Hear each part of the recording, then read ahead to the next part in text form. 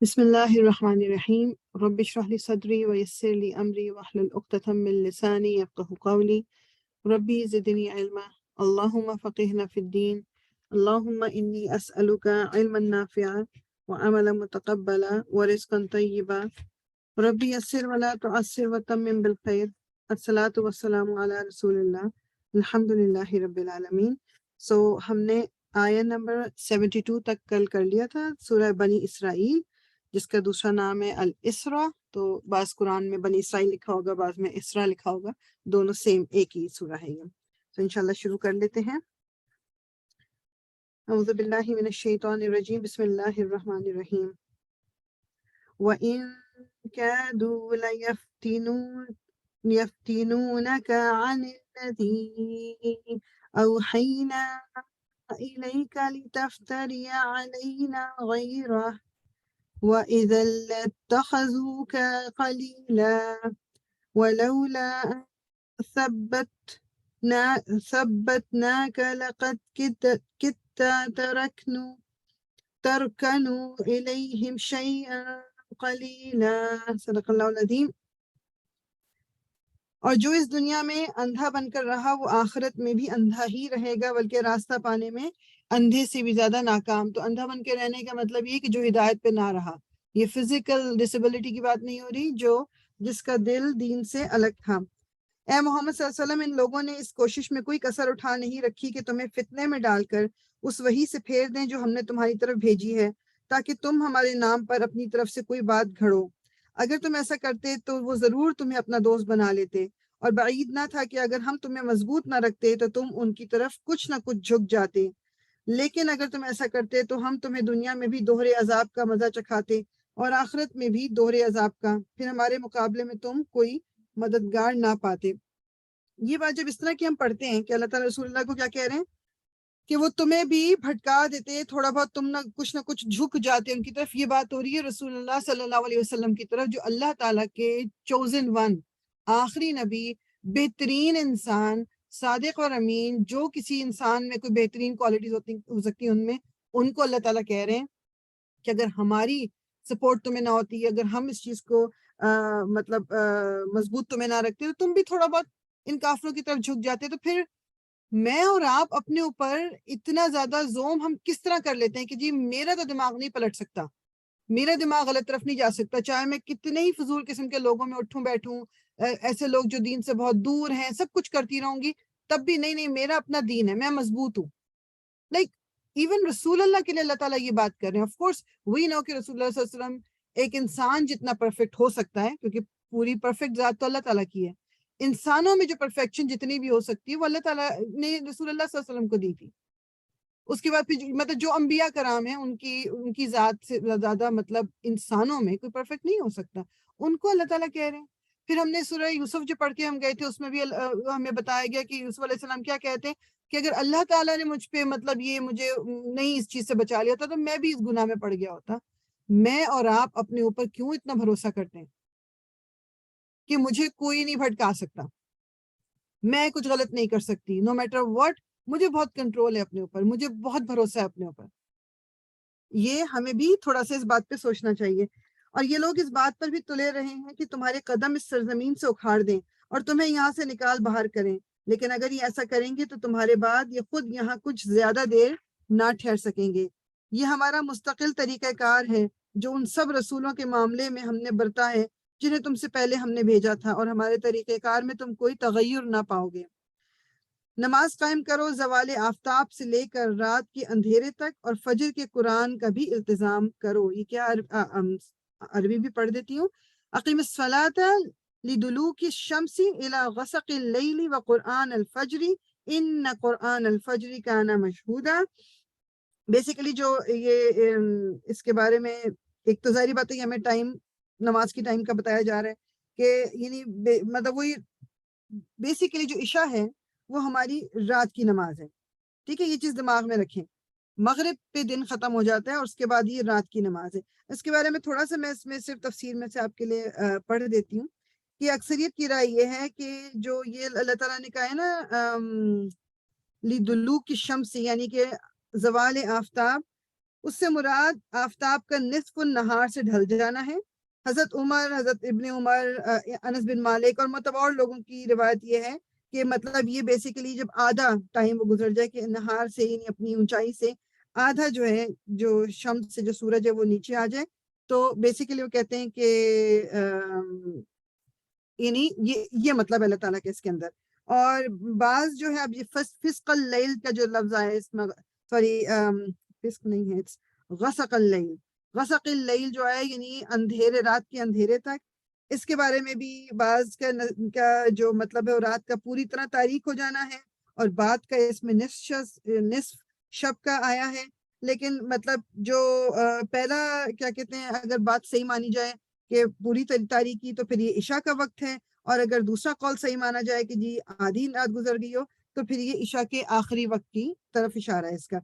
فجر کے جو لفظی معنی ہے، جو اس ورڈ کے لفظی معنی ہے، وہ ہے پاؤ پھٹنا، یعنی روشنی کا ایک دم اندھیرے کو توڑ کر باہر نکلنا، دیٹ از واٹ فجر از۔ فجر کے قرآن سے مراد فجر کی نماز ہے۔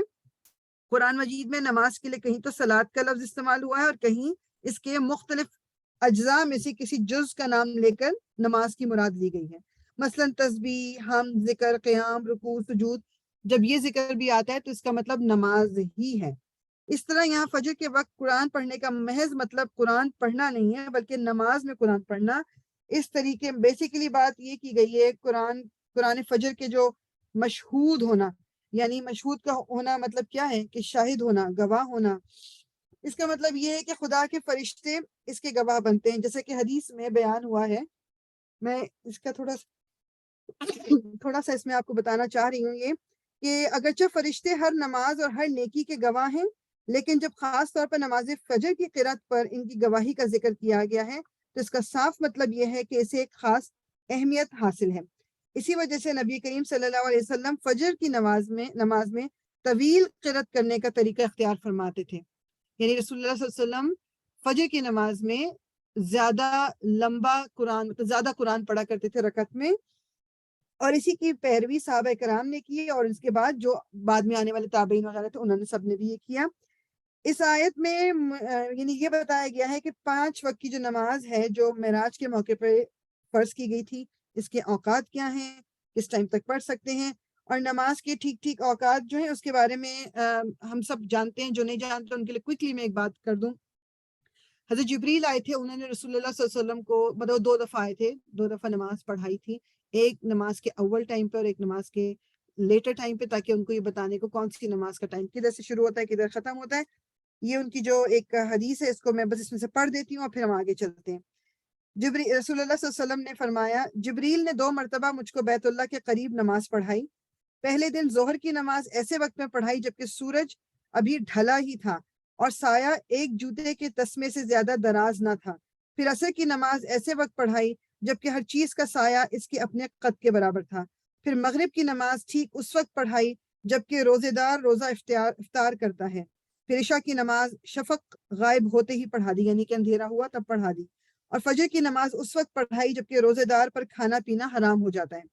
دوسرے دن انہوں نے ظہر کی نماز مجھے اس وقت پڑھائی جبکہ ہر چیز کا سایہ اس کے قد کے برابر تھا، اور عصر کی نماز اس وقت جبکہ ہر چیز کا سایہ اس کے قد سے دگنا تھا، اور مغرب کی نماز اس وقت جبکہ روزہ افطار کرتا ہے، اور عشاء کی نماز 1/3 رات گزر جانے پر، اور فجر کی نماز اچھی طرح روشنی پھیل جانے پر۔ پھر جبریل نے پلٹ کر مجھ سے کہا کہ اے محمد، یہ اوقات انبیاء کے نماز پڑھنے کے ہیں، اور نمازوں کے صحیح اوقات ان دونوں وقتوں کے درمیان ہیں، یعنی پہلے دن ہر وقت کی ابتدا اور دوسرے دن انہوں نے ہر وقت کا جو اینڈ ٹائم ہے۔ تو بیسیکلی ہمیں حدیث سے یہ پتہ چلتا ہے کہ کون سی نماز کس ٹائم پہ پڑھنے کا مطلب اس کا وقت کب تک رہتا ہے۔ صرف مغرب کا وقت واحد وہ ہے کہ اس کا ٹائم زیادہ نہیں رہتا، بیکاز دیٹس ویری ایک تھوڑی دیر کے لیے وہ ٹائم جو ایکچوئل جس میں نماز پڑھنی چاہیے وہ رہتا ہے۔ ٹھیک ہے، اس کے علاوہ جو ہمیں یہ بھی پتہ ہے نا کہ جو کچھ اوقات اس طرح کے ہیں کہ جن میں نماز پڑھنا منع کیا گیا ہے، اور وہ بیسیکلی اس کا ریزن یہ بھی ہے کہ جو کچھ مشرکین تھے انہوں نے سورج کو اپنا وہ بنایا ہوا تھا کہ اس کو وہ پوچھتے تھے، تو اس لیے ان وقتوں کے اوقات مطلب عبادت اس میں اجتناب کرنے کے لیے کہا گیا ہے، اور تاکہ اس لیے نماز کے جو یہ اوقات ہیں یہ بتا دیے گئے ہیں۔ اچھا اس کی تو طلوع و غروب کے اوقات خاص طور پر ان کی اوقات عبادت رہی، یعنی کہ سورج کا نکلنا اور سورج کا جو غروب ہونا ہے، مشرقین کا یہ اسپیشل ٹائم تھا سورج کی پوجا کرنے کے لیے. تو ان ٹائم پہ تو ہمیں بس نماز جو ہے پڑھنے کو منع کیا گیا. اس میں کنفیوژن جو لوگوں کو اکثر ہو جاتی ہے کہ وہ یہ کہ جیسے میری اثر لیٹ ہو گئی، اب میں نہیں پڑھوں کیونکہ جی اب تو وہ والا ٹائم آ گیا. نہیں، آپ کو جیسے ہی یاد آئے گی آپ اثر پڑھیں گے. کوئی بھی نماز بھولے سے مس ہو گئی اور آپ کو یاد آیا اور اس وقت آپ کو لگ رہا ہے کہ یہ تو زوال کا ٹائم ہے، اس ٹائم پہ نماز منع ہے، پھر بھی وہ فرض نماز آپ اسی وقت پڑھ سکتے ہیں. یہ ایکسٹرا نمازیں پڑھنے کے لیے ان اوقات پہ منع کیا گیا. ٹھیک ہے، فرض نماز کے لیے منع نہیں کیا گیا. ٹھیک ہے، آگے چلتے ہیں. اور رات کو تہجد پڑھو، یہ تمہارے لیے نفل ہے، بعید نہیں کہ تمہارا رب تمہیں مقام محمود پر فائز کرے. جو تہجد کی نماز تھی وہ رسول اللہ صلی اللہ علیہ وسلم پر فرض تھی، ہمارے لیے وہ نفل ہے. جی ارم. السلام علیکم. ایک کوشچن ایسی یاد آئے، ایک تو آپ کہیں بھولے نا، ایک جیسے ہم کہیں باہر ہوتے ہیں اور ٹائم پہ جیسے مغرب ہے نہیں پہنچے، مطلب پہنچے ہیں تو آلموسٹ مغرب کا ٹائم ہے، بٹ اثر ہم نے نہیں پڑھی تو ہم پڑھ سکتے ہیں اس وقت؟ جی آپ پہلے اثر پڑھو پھر مغرب پڑھو. ٹھیک ہے، جزاک اللہ. مطلب وہ نہیں ہے جو کہتے ہیں قضا ہو گئی اب نہیں پڑھو. نہیں آپ دیکھو، ایک چیز ہے کہ پوری کوشش آپ کی یہ ہونی چاہیے کہ نماز قضا نہ ہو، لیکن کسی کی بعض دفعہ سچویشن آؤٹ آف کنٹرول ہے، ہاتھ میں ہے ہی نہیں، اس کی بالکل معافی، مطلب اللہ تعالیٰ اس کو انشاءاللہ قبول کریں گے. لیکن جان بوجھ کے ڈیلے کر کے قضا کر دینا، وہ پھر وہ کہتے ہیں کہ وہ قبول نہیں ہوتی. وہ صحیح ہے، ہاں جزاک بس اللہ. وہی آ کی. اور دعا کرو کہ پروردگار، یہ بھی جو دعا ہے نا وقل، یہ جو یہاں سے ہے رب، یہ آیا نمبر آپ کی بنتی ہے 80 بن جائے گی. ربی ادخلنی مدخلا صدق واخرجنی مخرج صدق واجعل لی من لدنک سلطانا نصیرا. اور دعا کرو کہ پروردگار مجھ کو جہاں بھی تو لے جا سچائی کے ساتھ لے جا، اور جہاں سے بھی نکال سچائی کے ساتھ نکال، اور اپنی طرف سے ایک اقتدار کو میرا مددگار بنا دے. ٹھیک ہے. اور بیسیکلی وہ اس میں جو مفسرین ہیں اس کی تائید میں رسول اللہ صلی اللہ علیہ وسلم کی حدیث بیان کرتے ہیں کہ اللہ تعالیٰ حکومت کی طاقت سے ان چیزوں کا سدباب کر دیتا ہے جن کا سدباب قرآن سے نہیں کرتا. میننگ کہ اس سے معلوم ہوا کہ اسلام دنیا میں جو اصلاح چاہتا ہے وہ صرف واعظ اور تذکیر سے نہیں ہو سکتی، اس کو عمل میں لانے کے لیے سب، یعنی بیسیکلی پولیٹیکل آپ کا وہ بھی چاہیے. اللہ تعالیٰ سے آپ دعا مانگ رہے ہو کیا کہ اقتدار دے مجھے، یعنی ایسی پوزیشن مجھے دے دے کہ اس کے ذریعے میں وہ کام کر سکوں تیرے دین کے لیے جو میں شاید ویسے نہیں کر سکتا. ٹھیک ہے، بیسیکلی اس کا یہ مطلب. اور اعلان کر دو کہ حق آ گیا اور باطل مٹ گیا، اور باطل تو مٹنے ہی والا ہے. ہم اس قرآن کے سلسلہ تنزیل میں وہ کچھ نازل کر رہے ہیں جو ماننے والوں کے لیے تو شفا اور رحمت ہے، مگر ظالموں کے لیے خسارے کے سوا اور کسی چیز میں اضافہ نہیں کرتا. انسان کا حال یہ ہے کہ جب ہم اس کو نعمت عطا کرتے ہیں تو وہ اینٹتا اور پیٹھ موڑ لیتا ہے، یعنی کہ اپنے آپ کو کچھ سمجھنے لگتا ہے، اور جب ذرا مصیبت سے دو چار ہوتا ہے تو مایوس ہونے لگتا ہے. اے نبی ان لوگوں سے کہہ دو کہ ہر ایک اپنے طریقے پر عمل کر رہا ہے، اب یہ تمہارا رب ہی بہتر جانتا ہے کہ سیدھے راہ پر کون ہے. یہ لوگ تم سے روح کے متعلق پوچھتے ہیں، کہو یہ روح میرے رب کے حکم سے آتی ہے، مگر تم لوگوں نے علم سے کم ہی بہرا پایا. یعنی بیسیکلی روح کے بارے میں وہ سوال کرتے تھے، یہ وہ یہودی جو تھے، اور بعض دفعہ وہ عربوں کو کہتے تھے کہ سوال بتاتے تھے کہ تم یہ جا کے اپنے نبی سے سوال کرو، یہ کرو، اور وہ جسٹ ٹو پروف کہ جی یہ نبی نہیں ہے. تو ان سے روح کے بارے میں بھی سوال ہوا تھا. یہ آگے جب سورہ کہف پڑھیں گے تو اس میں اور زیادہ کلیئر ہوگی. اور روح کے بارے میں بس بیسیکلی رسول اللہ نے کہا تھا کہ مطلب کوئی اگر یہ کہتا ہے کہ اس کو پتہ ہے روح کیا ہے تو وہ جھوٹ بولتا ہے. مطلب روح کے بارے میں اللہ تعالیٰ نے ہمیں کچھ نہیں بتایا. روح کا لفظ مطلب قرآن میں حضرت جبریل کے لیے بھی آیا ہوا ہے، روح کا لفظ جو ہے قرآن کے لیے بھی آیا ہوا ہے، اور ایک تو روح جو ہمارے اندر ہے اللہ تعالیٰ نے جو پھونکی تھی روح، وہ ہے روح. تو اس کے بارے میں بعض دفعہ عام لوگ بھی، مطلب ہم جیسے عام لوگ بھی اس بات کی بحث میں پڑتے ہیں روح کیا ہے، اور اس کی تعویلیں دیتے کرتے ہیں، جب اللہ تعالیٰ نے وہ چیز اپنے نبی کے ذریعے بھی کلیئر نہیں کی، اس کو بتانے کی مطلب اس کی زیادہ ڈیٹیل بتانے کی اللہ تعالیٰ نے ضرورت نہیں محسوس کی، تو مجھے اور آپ کو اس کو اتنا پتہ کرنے کی کیا ضرورت ہے. یہ ضرور ہے جی ہماری باڈی از اے کمپوزیشن، ایک فزیکل باڈی ہے اور ایک ہماری روح ہے. روح نکل جاتی ہے تو باڈی خود جو ہے صرف ایک آپ کہہ لو کہ سانچہ ہے، لائک اس کے اندر کچھ نہیں ہے، مطلب وہ انسان زندہ نہیں رہتا پھر. اور روحیں جو تھیں تمام دنیا کے انسانوں کی روح ایک ہی ٹائم پہ بنائی گئی تھی، یعنی آدم علیہ السلام سے لے کر آخری دنیا کے خاتمے تک جو لوگ آئیں گے سب کی روحیں ایک ٹائم پہ بنا دی گئی تھی، اور روحیں بہت پہلے بنا دی گئی تھی. باڈی میں ڈالنے کا ان کا جو عمل ہے وہ بعد میں ہوا ہے، آہستہ آہستہ پھر جس کا جو ٹائم آتا ہے وہ باڈی میں ڈالی جاتی ہیں. اس میں کسی کو سن رہی تھی اور انہوں نے یہ کہا کہ جو اللہ تعالیٰ نے جس طرح یہ قرآن جو ہے یہ ہم انسانوں نے اس کو ایکسیپٹ کر لیا، اللہ تعالیٰ نے باقی لوگ پہاڑوں نے انکار کر دیا، باقی لوگوں سے، باقی اپنی مخلوق سے پوچھا، کسی نے بھی رسپانسبلٹی نہیں اٹھائی قرآن کی، because they said like we can't. انسان نے کہا کہ میں اٹھا لیتا ہوں یہ رسپانسبلٹی. تو وہ یہ بھی کہہ رہے تھے، کہتے ہیں کہ جو روحیں اس وقت، کچھ روحیں تھیں، کیونکہ روحوں سے یہ سوال کیا گیا تھا، تو جو روحیں تھیں کچھ نے کہا کہ ہم یہ رسپانسبلٹی نہیں اٹھا سکتے. ساری روحوں نے نہیں کہا کہ ہم قرآن کی رسپانسبلٹی اٹھا لیں گے. اور وہ یہ کہتے ہیں کہ یہ جن روحوں نے یہ کہا کہ ہم یہ رسپانسبلٹی نہیں اٹھائیں گے، تو وہ لوگ ہیں کہ جو جوانی میں، جو بچپن میں جو بچے اس دنیا سے چلے جاتے ہیں نا، کیونکہ وہ جنتی ہیں، پھر مطلب ان کے اوپر کوئی اس چیز کی ذمہ داری نہیں ہے. تو ان کا ایکسپلینیشن یہ تھی کہ جنہوں نے یہ ذمہ داری نہیں لی قرآن کی، وہ ہیں جو بیفور ریچنگ پیوبرٹی، مطلب جو بچپن میں جن کی ڈیتھ ہو جاتی ہے. اور ہم سب جانتے ہیں کہ جو اس ایج میں جس کی بھی ڈیتھ ہوتی ہے وہ سیدھا جنت میں جائے گا، اس کے اوپر کوئی پکڑ نہیں ہے.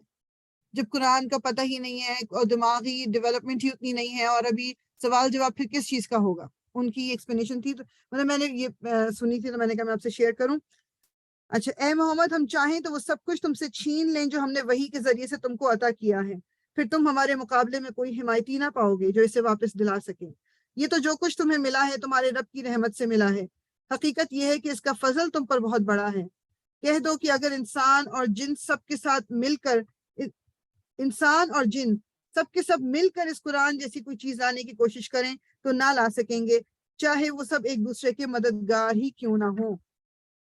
ہم نے اس قرآن میں لوگوں کو طرح طرح سے سمجھایا، مگر اکثر لوگ انکار پر ہی جمے رہے، اور انہوں نے کہا کہ ہم تیری بات نہ مانیں گے جب تک کہ تو ہمارے لیے زمین کو پھاڑ کر ایک چشمہ جاری نہ کر دے، یا تیرے لیے کھجوروں اور انگوروں کا ایک باغ پیدا ہو اور تو اس میں نہریں روا کر دے، یا تو آسمان کو ٹکڑے ٹکڑے کر کے ہمارے اوپر گرا دے جیسا کہ تیرا دعویٰ ہے، یا خدا اور فرشتوں کو روح در روح ہمارے سامنے لے آ، یا تیرے لیے سونے کا گھر بن جائے. یعنی یہ سب یہ رسول اللہ سے کہتے تھے کہ اگر تو واقعی سچا نبی ہے تو یہ چیزیں ہو جائیں تو ہم مانیں گے.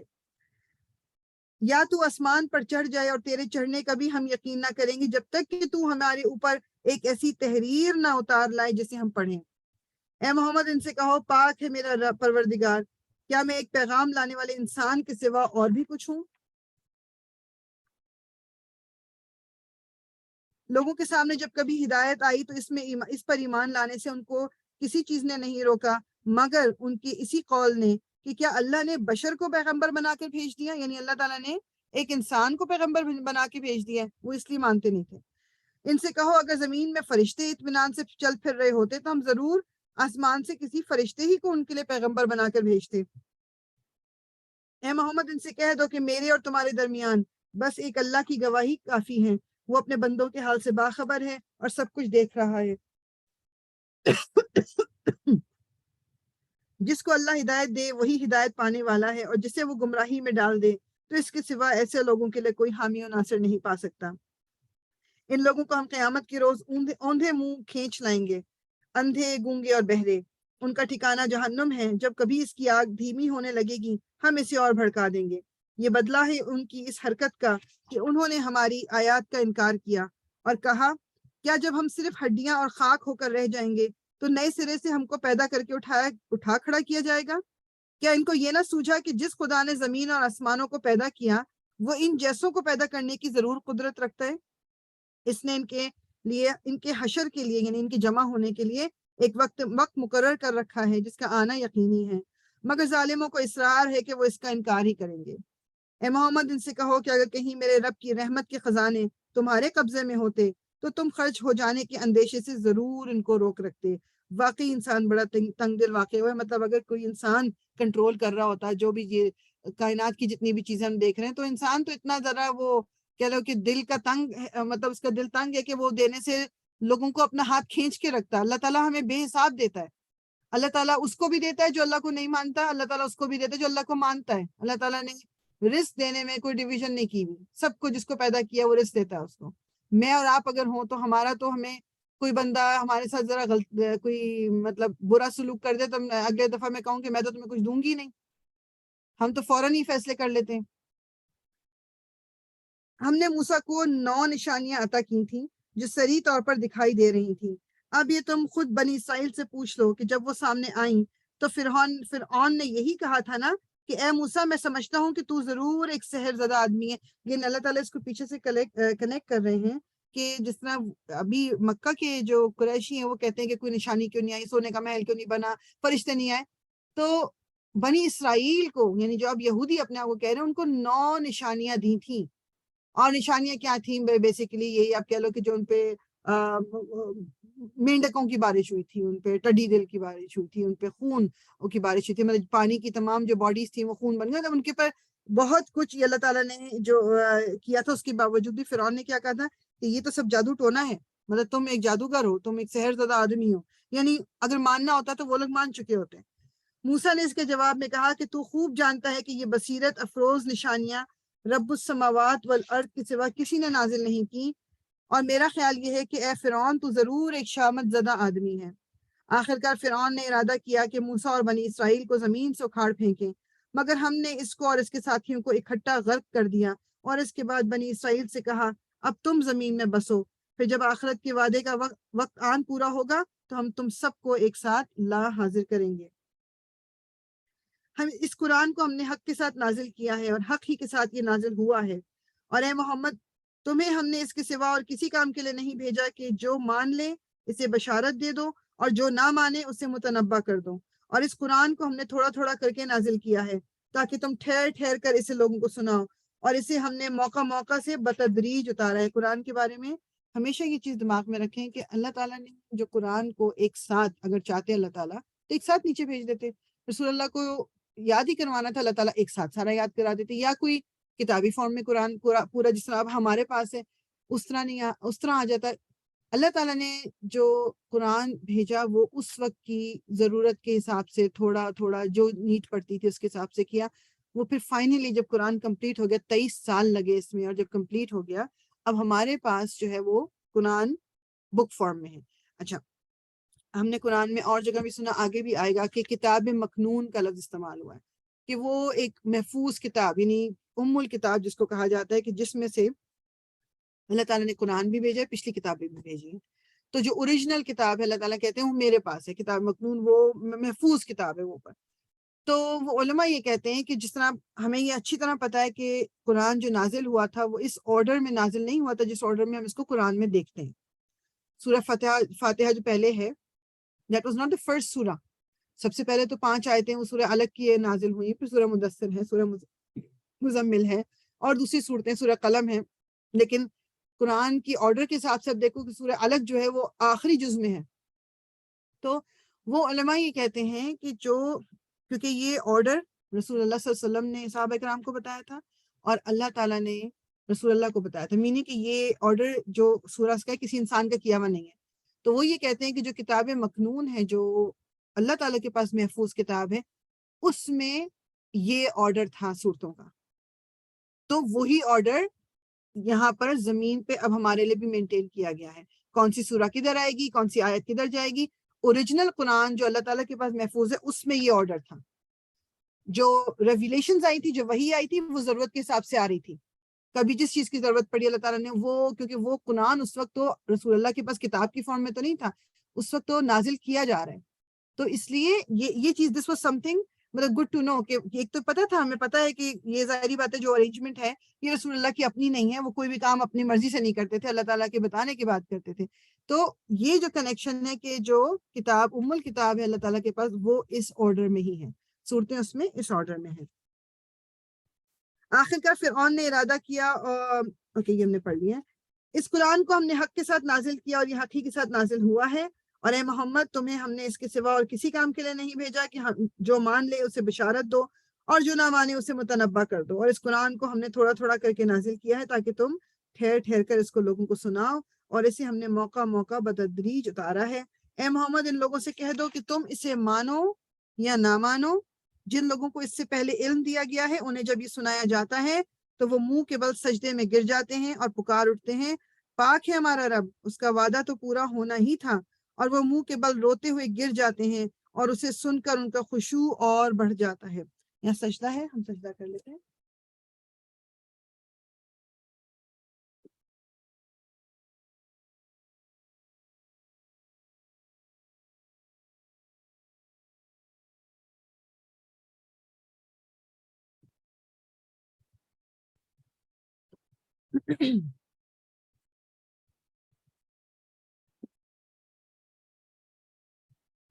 تو وہ کیا کرتے ہیں, وہ منہ کے بل روتے ہوئے گر جاتے ہیں, اور اسے سن کر ان کا خشوع اور بڑھتا ہے کہ نہیں, وہ لوگ جب قرآن پڑھا جاتا ہے یا قرآن کی ریسیٹیشن وہ سنتے ہیں یا وہ خود پڑھتے ہیں یا کوئی خود سمجھتے ہیں, ان کا دل اللہ کے خوف سے, اللہ کے ڈر سے ایک دم موم ہو جاتا ہے.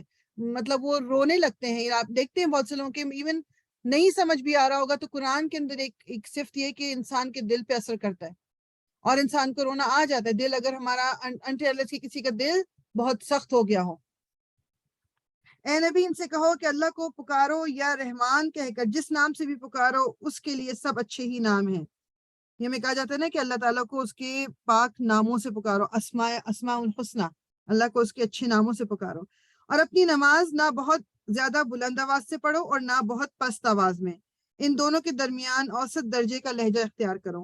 اور کہو تعریف ہے اس خدا کے لیے جس نے نہ کسی کو بیٹا بنایا, نہ کوئی بادشاہی میں اس کا شریک ہے, اور نہ وہ عاجز ہے کہ کوئی اس کا پشتبان ہو, اور اس کی بڑائی بیان کرو, کمال درجے کی بڑائی.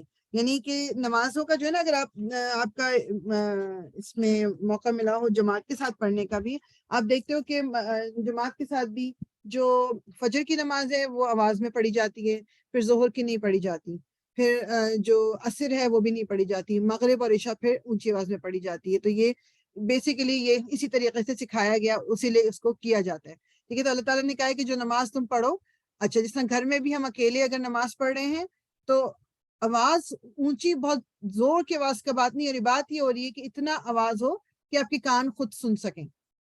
اور اگر ہلکی آواز بھی ہے تو کم, یعنی بعض دفعہ ہم یہ کرتے ہیں نا کہ ہم دل میں پڑھ رہے ہوتے ہیں, دل میں نہیں پڑھنا, ہونٹ ہلنے ضروری ہیں. وہ کہتے ہیں if آپ کے ہونٹ اگر نہیں موو کرے تو پھر وہ انویلڈ ہو جاتا ہے, ہونٹوں کا ہلنا ضروری ہے. ٹھیک ہے, تو میک شور کہ یہ ہم کر لیں. دوسری چیز جو کہ یہ مجھے نئی بات پتہ چلی تھی کچھ عرصے پہلے, تو میں نے کہا یہ بھی میں آپ سے شیئر کر لوں, نماز سے ریلیٹڈ ہے, کہ جب آپ فرض نماز پڑھتے ہیں اور اس کے بعد آپ نے سنتیں پڑھنی ہیں, سو ایدر آپ نے فرض کے بعد یا تو آپ کوئی بات کسی سے کر لو یا کچھ کر لو, یا اپنی جگہ کو موو کریں, وہیں کھڑے کھڑے سنتیں نہ پڑھیں. You have to do that. ٹھیک ہے, باقی سنتیں آپ نے جتنی بھی پڑھنی ہے وہ ایک ہی جگہ کھڑے ہو کے پڑھ سکتے ہیں. سنتوں کے بعد نفل پڑھنی ہے وہ بھی ایک ہی جگہ پڑھ سکتے ہیں. between فرض اینڈ سنت you need to either move, یا آپ بات کسی سے کریں یا کچھ بھی کر کے کچھ سچویشن اس طرح کی کہ جیسے بیچ میں بریک آ جائے, اسی طرح فوراً سے اللہ اکبر کہہ کے دوبارہ سے اس کو کھڑوں کے نماز نہیں شروع کر لینی. ٹھیک ہے, انشاءاللہ تعالی ہم دوسری جلد نکال لوں. تو الحمدللہ اللہ تعالیٰ نے ہمیں موقع دیا کہ ہم سورہ کہف کو, آج جمعے کا بھی دن ہے, اور آئی ہوپ کہ سب لوگوں کی ایک روٹین ہوگی کہ سورہ کہف کو جمعے کے دن پڑھنے کی, جو ہمیں رسول اللہ صلی اللہ علیہ وسلم کے ذریعے پتہ لگا ہے, اور انہوں نے ہمیں بتایا. دو باتیں اس کے بارے میں ہیں. ایک تو یہ چیز ہے کہ جو بھی اس کو سورہ کہف کو جمعے کے دن پڑھے گا, پوری سورہ کہف کو جمعے کے دن پڑھے گا, تو اگلے جمعے تک اس کے ساتھ ایک نور رہے گا. اللہ تعالیٰ مطلب اس کے لیے ایک روشنی اس کے ساتھ کر دیں گے. اب وہ ظاہر بات ہے کہ وہ فزیکلی کوئی بلب نہیں جل رہا ہوگا, لیکن ایک ایمان کی روشنی ہوتی ہے, ایمان کا نور ہوتا ہے. پھر ایک جگہ ہمیں پتہ چلتا ہے کہ جو اس کی ادھر وہ کہتے ہیں کہ زیادہ اسی کے بارے میں کہتے ہیں کہ پہلی 10 آیتیں, لیکن اوپینین آخری 10 آیتوں کا بھی ہے کہ جو اس کو جمعے کے دن پڑھے گا تو وہ دجال کے فتنے سے محفوظ رہے گا. ٹھیک, تو وہ جو لوگ پوری پڑھتے ہیں وہ دونوں چیزیں اس پہ پوری ہو جاتی ہیں, لیکن جیسے کوئی پوری نہیں پڑھ رہا تو پہلی 10 اگر جو آپ پڑھتے ہو تو وہ جو دجال کے فتنے سے محفوظ رکھنے کے لیے یہ ہمیں یہ احادیث ملتی ہیں اس کے بارے میں. تو علماء کہتے ہیں کہ جو کہ مطلب اس پہ ایکٹ کرنا اچھا ہے, اگر ہم یہ اپنی عادت بنا لیں گے تو دس از اچھا. دوسری چیز یہ کہ ویسے تو ہمیں پتہ ہے کہ مغرب کے بعد نیکسٹ ڈے ہمارا شروع ہو جاتا ہے, لیکن سورہ کہف کے لیے وہ کہتے ہیں کہ it is from فجر ٹل مغرب آپ کو جمعے کے دن پڑھنی ہے. اس کو آپ مطلب جمعرات کی رات کو نہ پڑھیں. ٹھیک ہے, یہ چیز بس دماغ میں رکھیے گا. یہ چیز میرے لیے بھی تھوڑی نئی تھی, لیکن this is what they said. ٹھیک ہے, تو انشاءاللہ تعالیٰ اللہ تعالیٰ ہمیں توفیق دے کہ ہم اس سنت کو فالو کر سکیں. تو سورہ کہف جو ہے بیسیکلی اس میں ٹھیک ہے ہم پڑھیں گے, اس میں دوسری آیتیں بھی ہیں, لیکن جو علماء نے اس کو جو ڈیوائڈ کیا ہے نا ایک طرح سے, اس میں آپ کہہ لیں کہ اس میں 4 طرح کے ٹرائلز ہیں, 4 طرح کی اس میں ہمارے لیے لیسنز ہیں. اس کو اس چیز کو دماغ میں رکھتے جیسے وہ کہانیاں مطلب اس کے اندر آئیں گی اس کو اور بھی تھوڑا سا ہم کلیئر ہو جائے گا ہمارا. سو اس میں پہلا جو آپ کہہ لو کہ امتحان ہوتا ہے ٹرائل ہوتا ہے وہ آپ کے ایمان کا ٹرائل ہے. دوسرا جو آپ کا ٹرائل اس کے اندر ہے وہ آپ کی مال و دولت کا ٹرائل ہے کہ اللہ تعالیٰ دولت دیتا ہے تو پھر ہمیں آزماتا ہے. تیسری آزمائش نالج کی ہے کہ بعض دفعہ ہمارے پاس جب نالج آتی ہے تو ہمارا ایٹیٹیوڈ کیا ہے اس نالج کو لے کر. اور چوتھا جو ہے جب ہمارے پاس اقتدار ہے جب ہمارے پاس پاور ہے تب ہمارا ایٹیٹیوڈ کیا ہے. تو یہ تینوں چیزیں اور یہ دیز آر سو ویلڈ ہماری اپنی کیا کہتے ہیں مطلب زندگی میں یہ چاروں چیزیں میں اور آپ اچھی طریقے سے سمجھ سکتے ہیں کہ ایمان کا ٹرائل ہمارا ٹیسٹ ہوتا ہے بہت ساری سچویشنز میں کہ میرا ایمان کس لیول کا ہے کہ میں اب اس سچویشن میں ہوں یا میں کیا کروں گی. دوسرا میرے پاس نالج آ گئی ہے وہ نالج میں نے بس دوسروں پہ اپلائی کرنے کے لیے نالج حاصل کی ہوئی ہے یا میں اپنے اوپر بھی اس کو اپلائی کر رہی ہوں اور میں کیا ایروگنٹ ہو گئی ہوں اس نالج کے بعد یا میں ہمبل ہو گئی ہوں نالج کے بعد. تیسری چیز دولت جس کے پاس دولت آئی ہے اللہ تعالیٰ نوازتا ہے تو کیا اب اس کا ایٹیٹیوڈ کیا ہے. دولت کو لے کے وہ مطلب ایسا بن گیا کہ میں پوری دنیا کو خرید لوں اور مجھے کوئی کچھ پوچھنے والا نہیں ہے یا وہ اور زیادہ اللہ تعالیٰ کے قریب ہو گیا ہے. اور جو چوتھی چیز ہے اقتدار آپ اچھی طرح پوری دنیا میں دیکھ سکتے ہیں کہ جس کے پاس اقتدار ہے پھر اس کا ایٹیٹیوڈ کیا ہوتا ہے. تو یہ ایک اللہ تعالیٰ کی طرف سے ایک ٹرائل ہے. ٹھیک ہے تو اللہ تعالیٰ ہمیں توفیق دے کہ ہم اس سے وہ سبق لے سکیں جو مطلب basically this is one of the main reason کہ اس کو ہمیں پڑھنا چاہیے اور ہر جمعے کو ہمیں جو پڑھنے کو اس کو کہا گیا. اچھا بیسیکلی یہ ہے کہ یہ سورہ جو ہے وہ کہتے ہیں مشرکین مکہ کے 3 سوالات تھے جو یہودیوں نے ان سے کہا تھا کہ جا کے اپنے نبی سے یہ پوچھو اور اس کے جواب میں یہ جو سورہ ہے یہ نازل ہوئی تھی. وہ 3 سوال کیا تھے انہوں نے پوچھا تھا کہ رسول اللہ صلی اللہ علیہ وسلم سے کہ اصحاب کہف کون تھے اور قصہ خضر کیا ہے اور ذوالقرنین کون تھا. یہ 3 سوال کیے تھے آ کے ان سے. اب آف کورس عربوں کو بھی یہ نہیں پتا تھا لیکن یہودیوں کو پتا تھا کیونکہ یہ ان کی ہسٹری میں ان کی کتابوں میں اصحاب کہف خضر اور یہ جو ذوالقرنین ان کا ذکر تھا ان کی پوری. اور وہ لوگ ان کا بچہ اپنی ہسٹری سے بہت زیادہ مطلب واقف ہوتے تھے. تو انہوں نے عربوں کو یہ بتایا کہ جا کے اگر یہ تو اللہ کا بھیجا ہوا نبی ہے تو اس کو تو پتا ہوگا تو یہ جا کے اس سے پوچھو. اچھا جو اہل کتاب تھے اور مطلب یعنی بیسیکلی اللہ تعالیٰ نے اس کے جواب میں بس یہ سورت جو ہے یہ پھر نازل کی. اور یہ سورت جو ہے رسول اللہ صلی اللہ علیہ وسلم نے کہا اچھا میں کل جواب دوں گا لیکن یہ اس کو کچھ دن لگ گیا اور کچھ دن کے بعد یہ سورہ نازل ہوئی. تو اللہ تعالیٰ نے اس میں تمام کے تمام وہ سوالات جو انہوں نے کیے تھے اس کے جواب بھی دے دیے ان کو. اور اب اگر کوئی ماننا چاہتا تو کیسے نہ مانتا کہ ایک چیز مطلب کوئی نیوز پیپر نہیں تھے کوئی سوشل میڈیا نہیں تھا کہ یہ نبی کو کیسے پتہ چل گیا لیکن اس کے باوجود بھی جو ان کی ضد تھی وہ اس میں اڑے رہے تھے. ٹھیک ہے تو انشاءاللہ ہم شروع کر لیتے ہیں. اعوذ باللہ من الشیطان الرجیم بسم اللہ الرحمن الرحیم.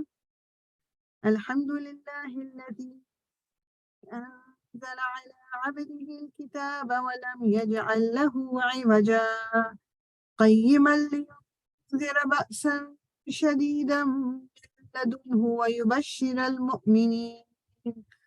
ويبشر المؤمنين الذين يعملون الصالحات أن لهم أجرا حسنا ماكثين فيه أبدا وينذر الذين قالوا اتخذ الله ولدا ما لهم به من علم ولا لآبائهم كبرت كلمة تخرج من أفواههم إن يقولون إلا كذبا صدق اللہ العظیم. تعریف اللہ کے لیے ہے جس نے اپنے بندے پر یہ کتاب نازل کی اور اس میں کوئی ٹیڑھ نہ رکھی ٹھیک ٹھیک سیدھی بات کہنے والی کتاب تاکہ وہ لوگوں کو خدا کے سخت عذاب سے خبردار کر دے اور ایمان لا کر نیک عمل کرنے والوں کو خوشخبری دے دے کہ ان کے لیے اچھا اجر ہے جس میں وہ ہمیشہ رہیں گے. اور ان لوگوں کو ڈرا دے جو کہتے ہیں کہ اللہ نے کسی کو بیٹا بنایا ہے. اس بات کا نہ انہیں کوئی علم ہے اور نہ ان کے باپ دادا کو تھا. بڑی بات ہے جو ان کے منہ سے نکلتی ہے وہ محض جھوٹ بکتے ہیں. اچھا تو اے محمد شاید تم ان کے پیچھے غم کے مارے اپنی جان کھو دینے والے. مطلب یہ رسول اللہ صلی اللہ علیہ وسلم اتنے نرم دل کے تھے کہ جب ان کے دل کو تکلیف ہوتی تھی کہ جب وہ دیکھتے تھے کہ یہ مشرکین مکہ وہ نہیں مسلمان ہو رہے وہ بات کو نہیں مان رہے آپ ان کے غم میں گھلے جاتے تھے. اللہ تعالیٰ کیا کہہ رہے ہیں کہ محمد شاید تم ان کے پیچھے غم کے مارے اپنی جان کھو دینے والے ہو اگر یہ اس تعلیم پر ایمان نہ لائے. واقعہ یہ ہے کہ یہ جو کچھ سر و سامان بھی زمین پر ہے اس کو ہم نے زمین کی زینت بنایا ہے تاکہ ان لوگوں کو آزمائیں ان میں کون بہتر عمل کرنے والا ہے. آخرکار اس سب کو ایک چٹیل میدان بنا دینے والے ہیں. یہ دنیا میں جو کچھ نظر آ رہا ہے یہ دنیا کی زینت ہے, دنیا کو خوبصورت بنانے کے لیے. پہلے بھی میں کہہ چکی ہوں کہ اللہ تعالیٰ ہمیں پیدا کر کے زمین پہ بھیج سکتے تھے اور زمین کو انتہائی بورنگ بنا دیتے, کوئی کلر نہ ہوتا, کوئی چیزیں نہ ہوتی, رہنا تو ہمیں پھر بھی پڑتا. یہ اللہ تعالیٰ نے جس کو خوبصورت بنایا ہے, جس میں چیزیں پیدا کی, یہ میرے اور آپ کے لیے پیدا کی کیونکہ اللہ تعالیٰ کو بھی خوبصورتی پسند ہے. اب میں ان چیزوں میں اتنی لگ جاؤں کہ میں اس رب کو ہی بھول جاؤں, خرابی تب وہاں سے پیدا ہوتی ہے. تو اللہ تعالیٰ کہہ رہے ہیں کہ جب وہ وقت آئے گا تو یہ سب کچھ ایک چٹیل میدان بن جائے گا, سب کچھ فلیٹ ہو جائے گا. یہ ساری چیزیں جو پہاڑ دیکھتے ہیں, ہم درخت دیکھتے ہیں, پھول پودے دیکھتے ہیں, یہ سب ختم ہو جائیں گے. کیا تم سمجھتے ہو کہ غار اور کتبے والے, اب یہ پہلی کہانی شروع ہو جاتی ہے اصحاب کہف کی. کیا تم سمجھتے ہو کہ غار اور کتبے والے ہماری کوئی بڑی نشانیوں میں سے تھے؟ یعنی کہ اللہ تعالیٰ بھی کہے, یعنی کہ اللہ تعالیٰ نے اتنی نشانی اور دکھائی ہوئی ہے, تو تم لوگ جو بات کر رہے ہو کہ تم سوال کر رہے ہیں آ کے کہ ان غار والوں, کہف کہتے ہیں غار کو, کیو, تو ان کے بارے میں جو تم پتہ کر رہے ہو تمہارے لیے یہ بہت بڑی بات تھی. یعنی اس سے بڑی اتنی نشانیاں پہلے آ چکی ہیں. اور کتبے والے بھی انہیں ہی کہا جاتا ہے کہ وہ ان کی جہاں پر وہ پھر بعد میں اینڈ پہ مرے تھے تو وہاں پر ان کے ایک سائن لگا دیا گیا تھا. اور مطلب کوئی کہتا ہے کہ رقیم جو ہے اس سٹی کا بھی نام ہے جہاں وہ تھے, واللہ عالم, اگین واللہ عالم. جب وہ چند نوجوان غار میں پناہ گزیر ہوئے اور انہوں نے کہا کہ اے پروردگار ہم کو اپنی رحمت سے خاص نواز اور ہمارا معاملہ درست کر دے. بیسیکلی وہ کہتے ہیں کہ یہ کچھ ینگسٹر سے ٹین ایجر سے لیٹ ٹین میں ہوں گے یا ارلی ٹین میں اپنے, اور اس وقت کے جو مطلب اس وقت کے مسلمان یہ تھے. اس وقت جب لوگ اپنا دین چھوڑ کے اور بہت سارے خداؤں کو ماننے کی طرف گئے تھے تو انہوں نے کہا کہ نہیں, ہم تو ایک ہی رب کو مانیں گے.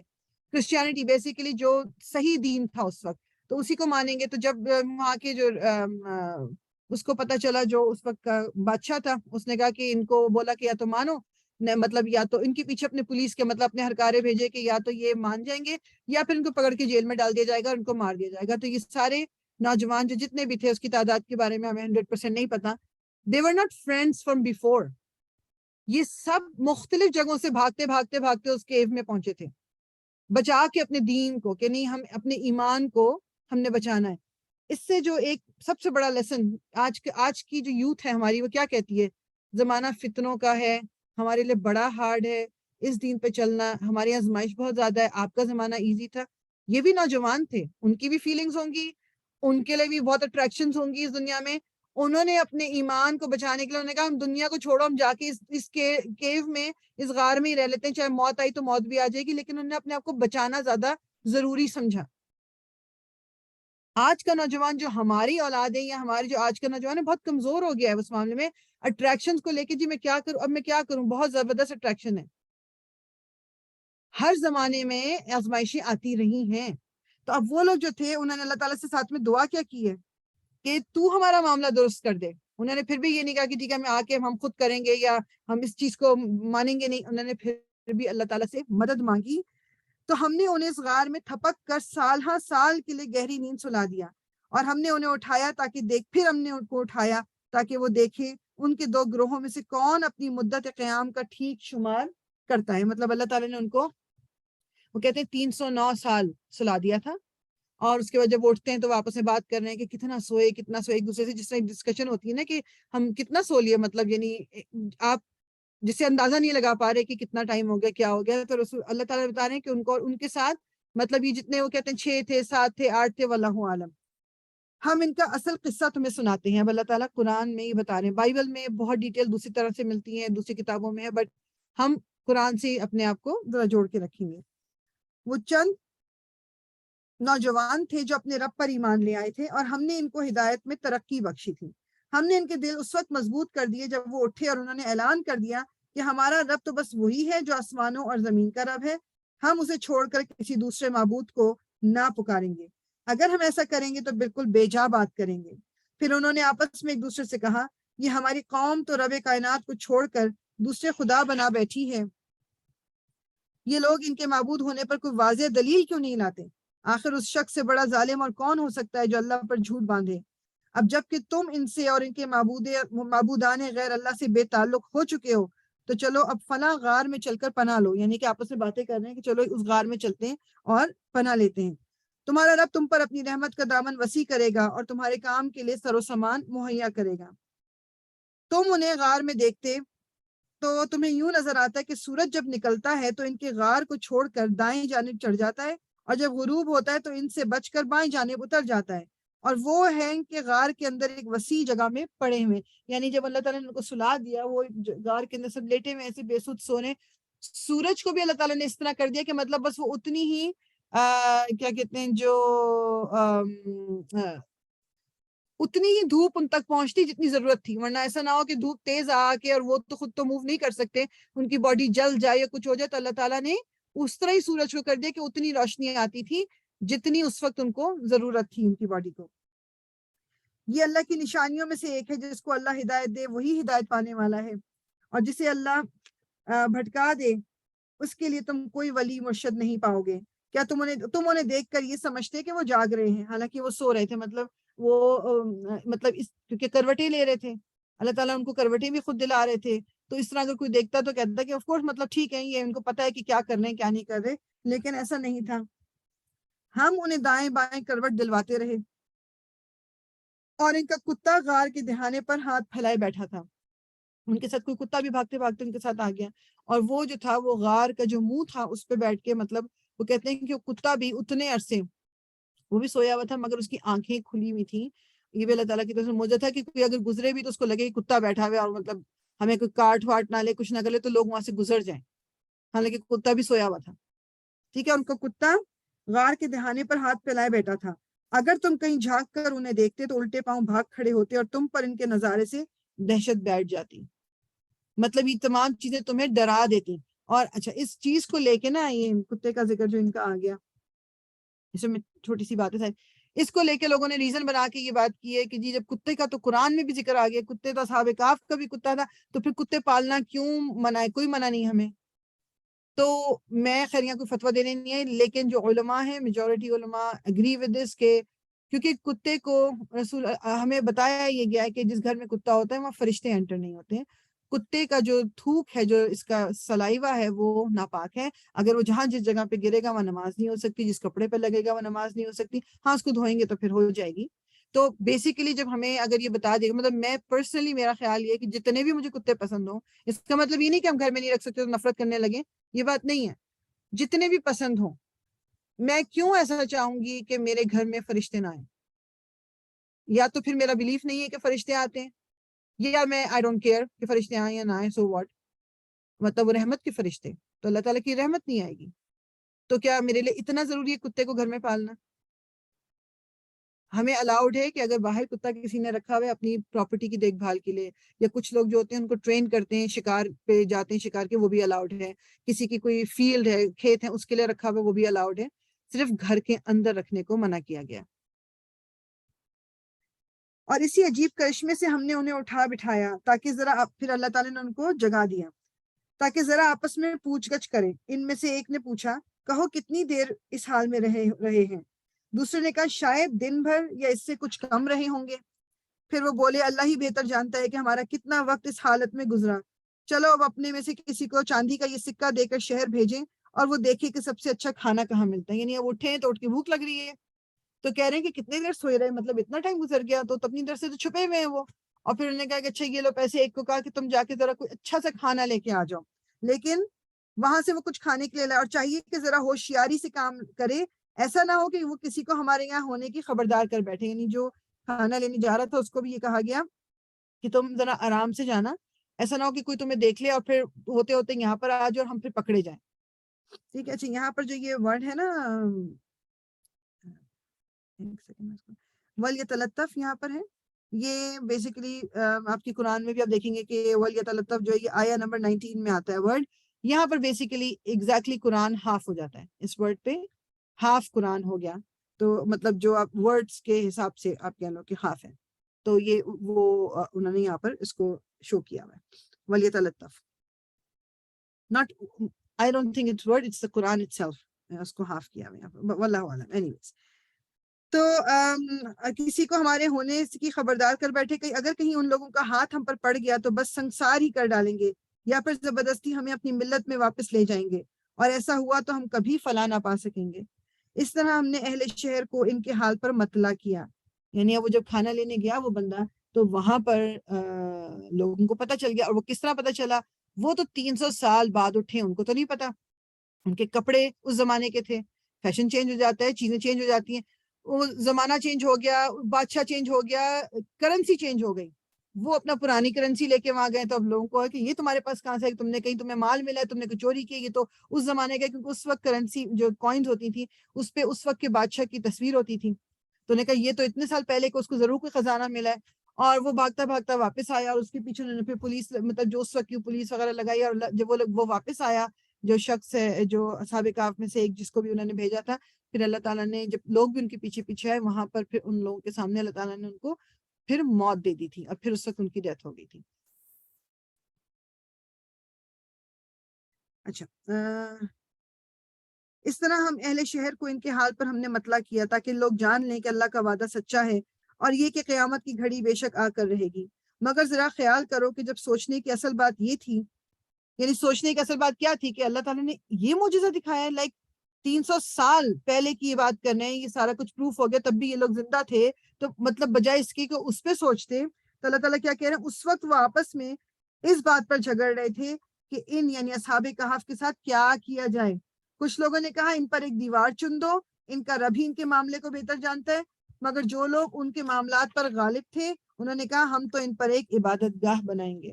کسی نے کہا کہ بس یہاں پر ایک دیوار سی بنا دو اور اس کے نیچے اب یہ جانے اللہ تعالیٰ جانے، کچھ نے کہا کہ نہیں ہم یہاں پر عبادت گاہ، جس طرح ہمارے یہاں مزار بنتے ہیں، یہ اتنے پرانی بات ہے یہ، اور اس وقت بھی یہی کانسیپٹ تھا۔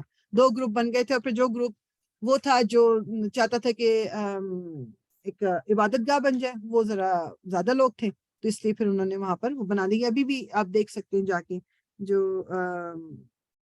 عبادت گاہ جو انہوں نے بنائی تھی۔ اور اب اس میں تھوڑا سا میں آپ کو بتاؤں گی کہ مسلمانوں میں سے بعض لوگوں نے قرآن مجید کی اس آیت، یہ مولانا مودودی کی جو پوائنٹ ہے وہ میں پڑھ کے بتا رہی ہوں، بعض لوگوں نے قرآن مجید کی اس آیت کا بالکل الٹا مفہوم لیا ہے، وہ اسے دلیل ٹھہرا کر جو صالحین کی قبریں پر عمارتیں اور مسجدیں بنانے کو جائز قرار دیتے ہیں، حالانکہ یہاں قرآن ان کی اس گمراہی کی طرف اشارہ کر رہا ہے کہ جو نشانی ان ظالموں کو باس بعد الموت یعنی موت کے بعد دوبارہ زندگی اور امکان آخرت کے یقین دلانے کے لیے دکھائی گئی تھی، اسے انہوں نے ارتکاب شرک کے لیے ایک خدا داد موقع سمجھا اور خیال کیا کہ چلو کچھ اور دل پوجا پاٹ کے ہاتھ آ گئے، یعنی کہ بجائے اس کے کہ وہ اس سے یہ فائدہ اٹھاتے کہ اللہ تعالیٰ نے معجزہ دکھایا ہے کہ یعنی کہ موت کے بعد بھی پھر اللہ تعالیٰ زندہ کر سکتے ہیں، آخرت بھی پھر ضرور ہوگی، بجائے اس کے انہوں نے بحث کی کہ اس پہ عبادت گاہ بنا دیں۔ رسول اللہ صلی اللہ علیہ وسلم کی یہ کچھ ارشادات انہوں نے لکھے جو ان کی حدیث ہیں، میں وہ آپ کو پڑھ کے سنا دیتی ہوں، ایک دو پڑھ دیتی ہوں۔ اللہ تعالیٰ نے لعنت فرمائی ہے قبروں کی زیارت کرنے والی عورتوں پر اور قبروں پر مسجدیں بنانے اور چراغ روشن کرنے والوں پر۔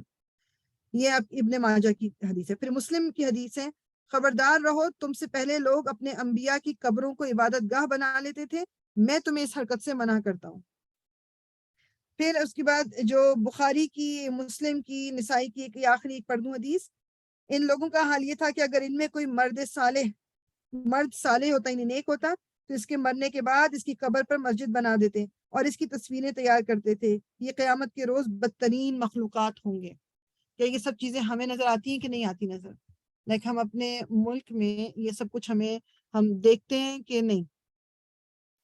مطلب یہ چیز جو ابھی بڑے مطلب ہم سب پاکستان سے بلانگ کرتے ہیں، جو پاکستان میں جانتے ہوں گے کہ سب کچھ پاکستان میں بھی ہو رہا ہے۔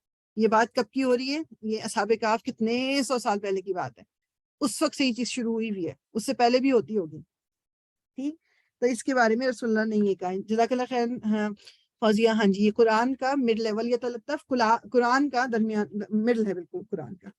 اچھا جی، کچھ لوگ کہیں گے کہ وہ 3 تھے اور چوتھا ان کا کتا تھا، اور کچھ دوسرے کہیں گے کہ 5 تھے اور چھٹا ان کا کتا تھا، یہ سب بے تکی ہانکتے ہیں۔ کچھ اور لوگ کہتے ہیں کہ 7 تھے اور 8واں ان کا کتا تھا۔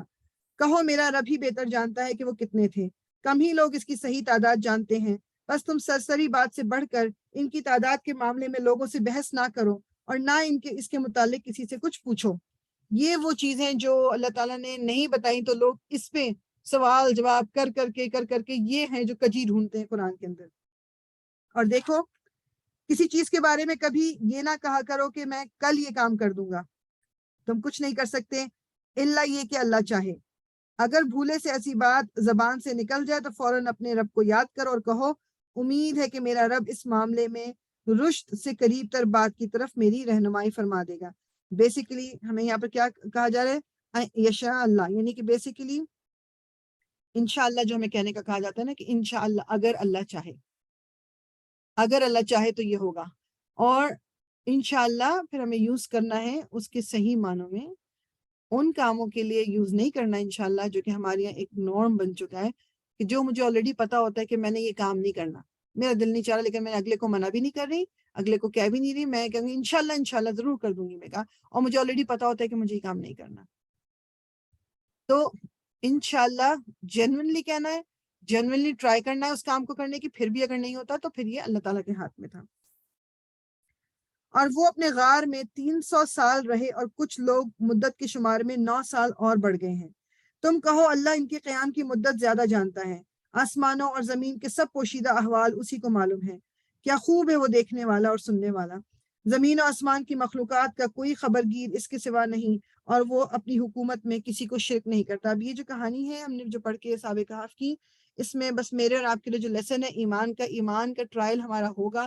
ہم زندگی میں بہت سارے موقعوں پہ ہمارے ایمان کو ٹیسٹ کیا جائے گا، بس ہمیں کوشش ہی کرنی کہ ہم اپنے ایمان کو مضبوط رکھ سکیں. اے نبی تمہارے رب کی کتاب اس میں سے جو کچھ تم پر وحی کیا گیا ہے اسے جوں کا توں سنا دو، کوئی اس کے فرمودات کو بدل دینے کا مجاز نہیں ہے. اور اگر تم کسی کی خاطر اس میں رد و بدل کرو گے تو اس سے بچ کر بھاگنے کے لیے کوئی جائے پناہ نہ پاؤ گے.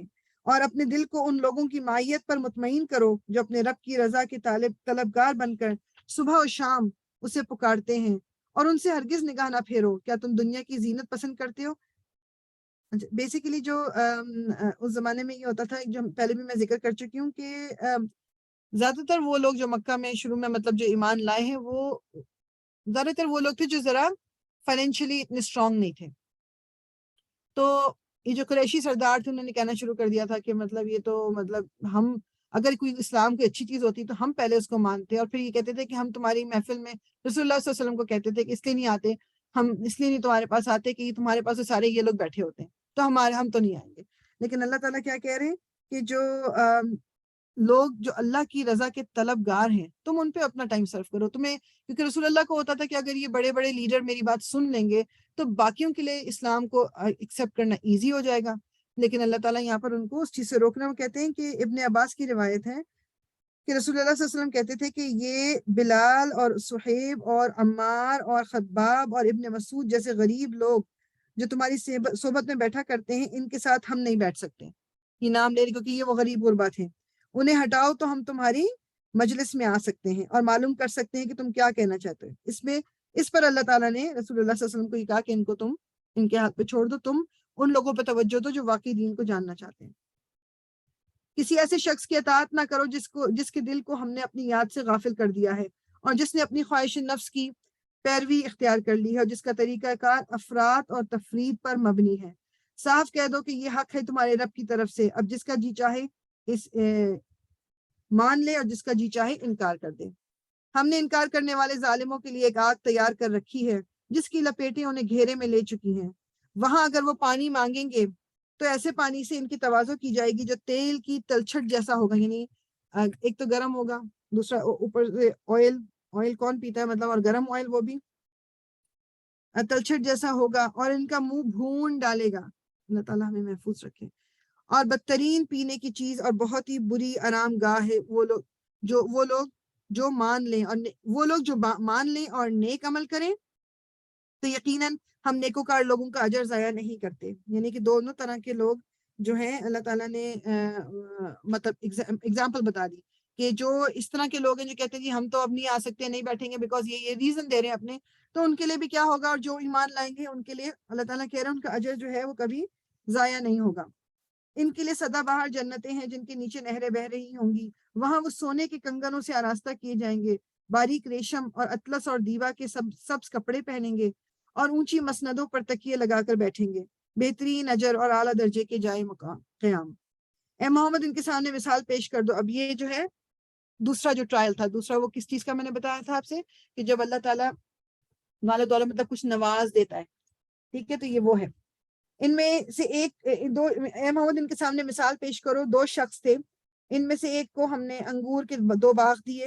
اچھا میں نا وہی عصر کی آج بریک نہیں دے رہی، اور انشاءاللہ تعالیٰ بس تھوڑا سا پہلے میں آپ کو چھوڑ دوں گی، پھر اس وقت آپ عصر پڑھ لیجیے گا انشاءاللہ۔ ان میں سے ایک کو ہم نے انگور کے 2 باغ دیے اور ان کے گرد کھجور کے درختوں کی باڑ لگائی اور ان کے درمیان کاشت کی زمین رکھی۔ وہ دونوں باغ خوب پھلے پھولے اور بارآور ہوئے، اور بارآور ہونے میں انہوں نے ذرا سی کسر بھی نہیں چھوڑی۔ ان باغوں کے اندر ہم نے ایک نہر جاری کر دی اور اسے خوب نفع حاصل ہوا۔ یہ کچھ پا کر ایک دن وہ اپنے ہمسائے سے بات کرتے ہوئے بولا، میں تجھ سے زیادہ مالدار ہوں اور تجھ سے زیادہ طاقتور نفری رکھتا ہوں۔ میننگ کیا کہتے ہیں اس کی، شاید بہت سارے بیٹے تھے اور وہ کہتے ہیں میرے پاس طاقتور مطلب نفری میننگ میرے پاس فزیکل سپورٹ بھی ہے، اور میں تجھ سے زیادہ دولت رکھتا ہوں، میں تجھ سے زیادہ مالدار ہوں۔ پھر وہ اپنی جنت میں داخل ہوا، مطلب جنت کا یعنی باغ میں داخل ہوا، وہ اپنی وہ جنت ہے نا، کہ مطلب جنت کا میننگ باغ بھی ہے۔ اللہ تعالیٰ نے اس کو یہ پوری پیچھے جو ایک ڈسکرپشن بتائی ہے اس کو یہ نوازا تھا۔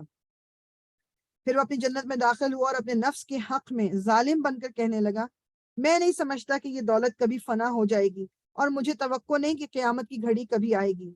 تاہم اگر کبھی مجھے اپنے رب کے حضور پلٹایا بھی گیا تو ضرور اس سے بھی زیادہ شاندار جگہ پاؤں گا۔ یعنی اب وہ تھوڑا سا کیا شو ہو رہا ہے، ایروگنس شو ہو رہی ہے کہ یہ سب کچھ اللہ تعالیٰ نے مجھے دیا ہوا ہے ایک طرح سے، یہ کہ میں ڈیزرو کرتا ہوں، اور اگر میں اول تو قیامت آئے گی نہیں، اور اگر قیامت آئی تو وہاں مجھے اس سے بھی زیادہ بہتر ملے گا۔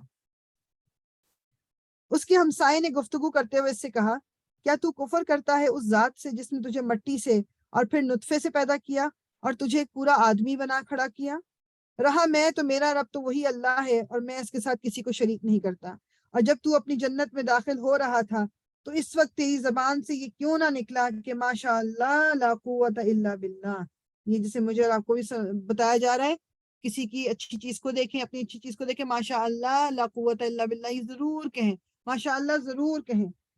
اگر تو مجھے مال اور اولاد میں اپنے سے کمتر، یہ ہمسایہ کہہ رہا ہے ابھی، اگر تو مجھے مال اور اولاد میں اپنے سے کمتر پا رہا ہے تو بعید نہیں کہ میرا رب مجھے تیری جنت سے بہتر عطا فرما دے، اور تیری جنت پر آسمانوں سے کوئی آفت بھیج دے جس سے وہ صاف میدان بن کر رہ جائے، یا اس کا پانی زمین میں اتر جائے اور پھر تو اسے کسی طرح نہ نکال سکے۔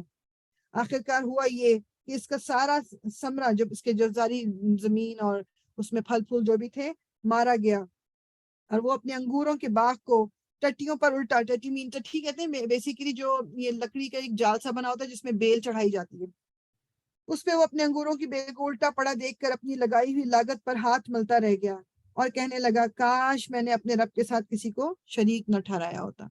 اب جو لفظ ہم پیچھے دیکھ کے آ رہے ہیں اس میں کہیں آپ کو نظر آ رہا تھا کہ اس نے کہا ہے کہ میں اس بت کو مانتا ہوں یا اس بت کو مانتا ہوں یا رب کے ساتھ میں اس کو شریک کراتا ہوں، میں اس کو ایسی تو ہم نے تو کوئی اس طرح کے لفظ نہیں پڑھے، پھر وہ یہاں کیوں کہہ رہے کہ کاش میں نے اپنے رب کے ساتھ کسی کو شریک نہ ٹھہرایا ہوتا؟ کوئی مجھے بتائے گا ویسے کسی کے دماغ میں آئے گی بات کہ اس نے پیچھے کسی کا ذکر نہیں کیا کہ میں اس کو مانتا ہوں اس کو مانتا ہوں، پھر وہ یہاں کیوں کہہ رہا ہے کہ میں کاش میں نے رب کے ساتھ کسی کو شریک نہ ٹھہرایا ہوتا؟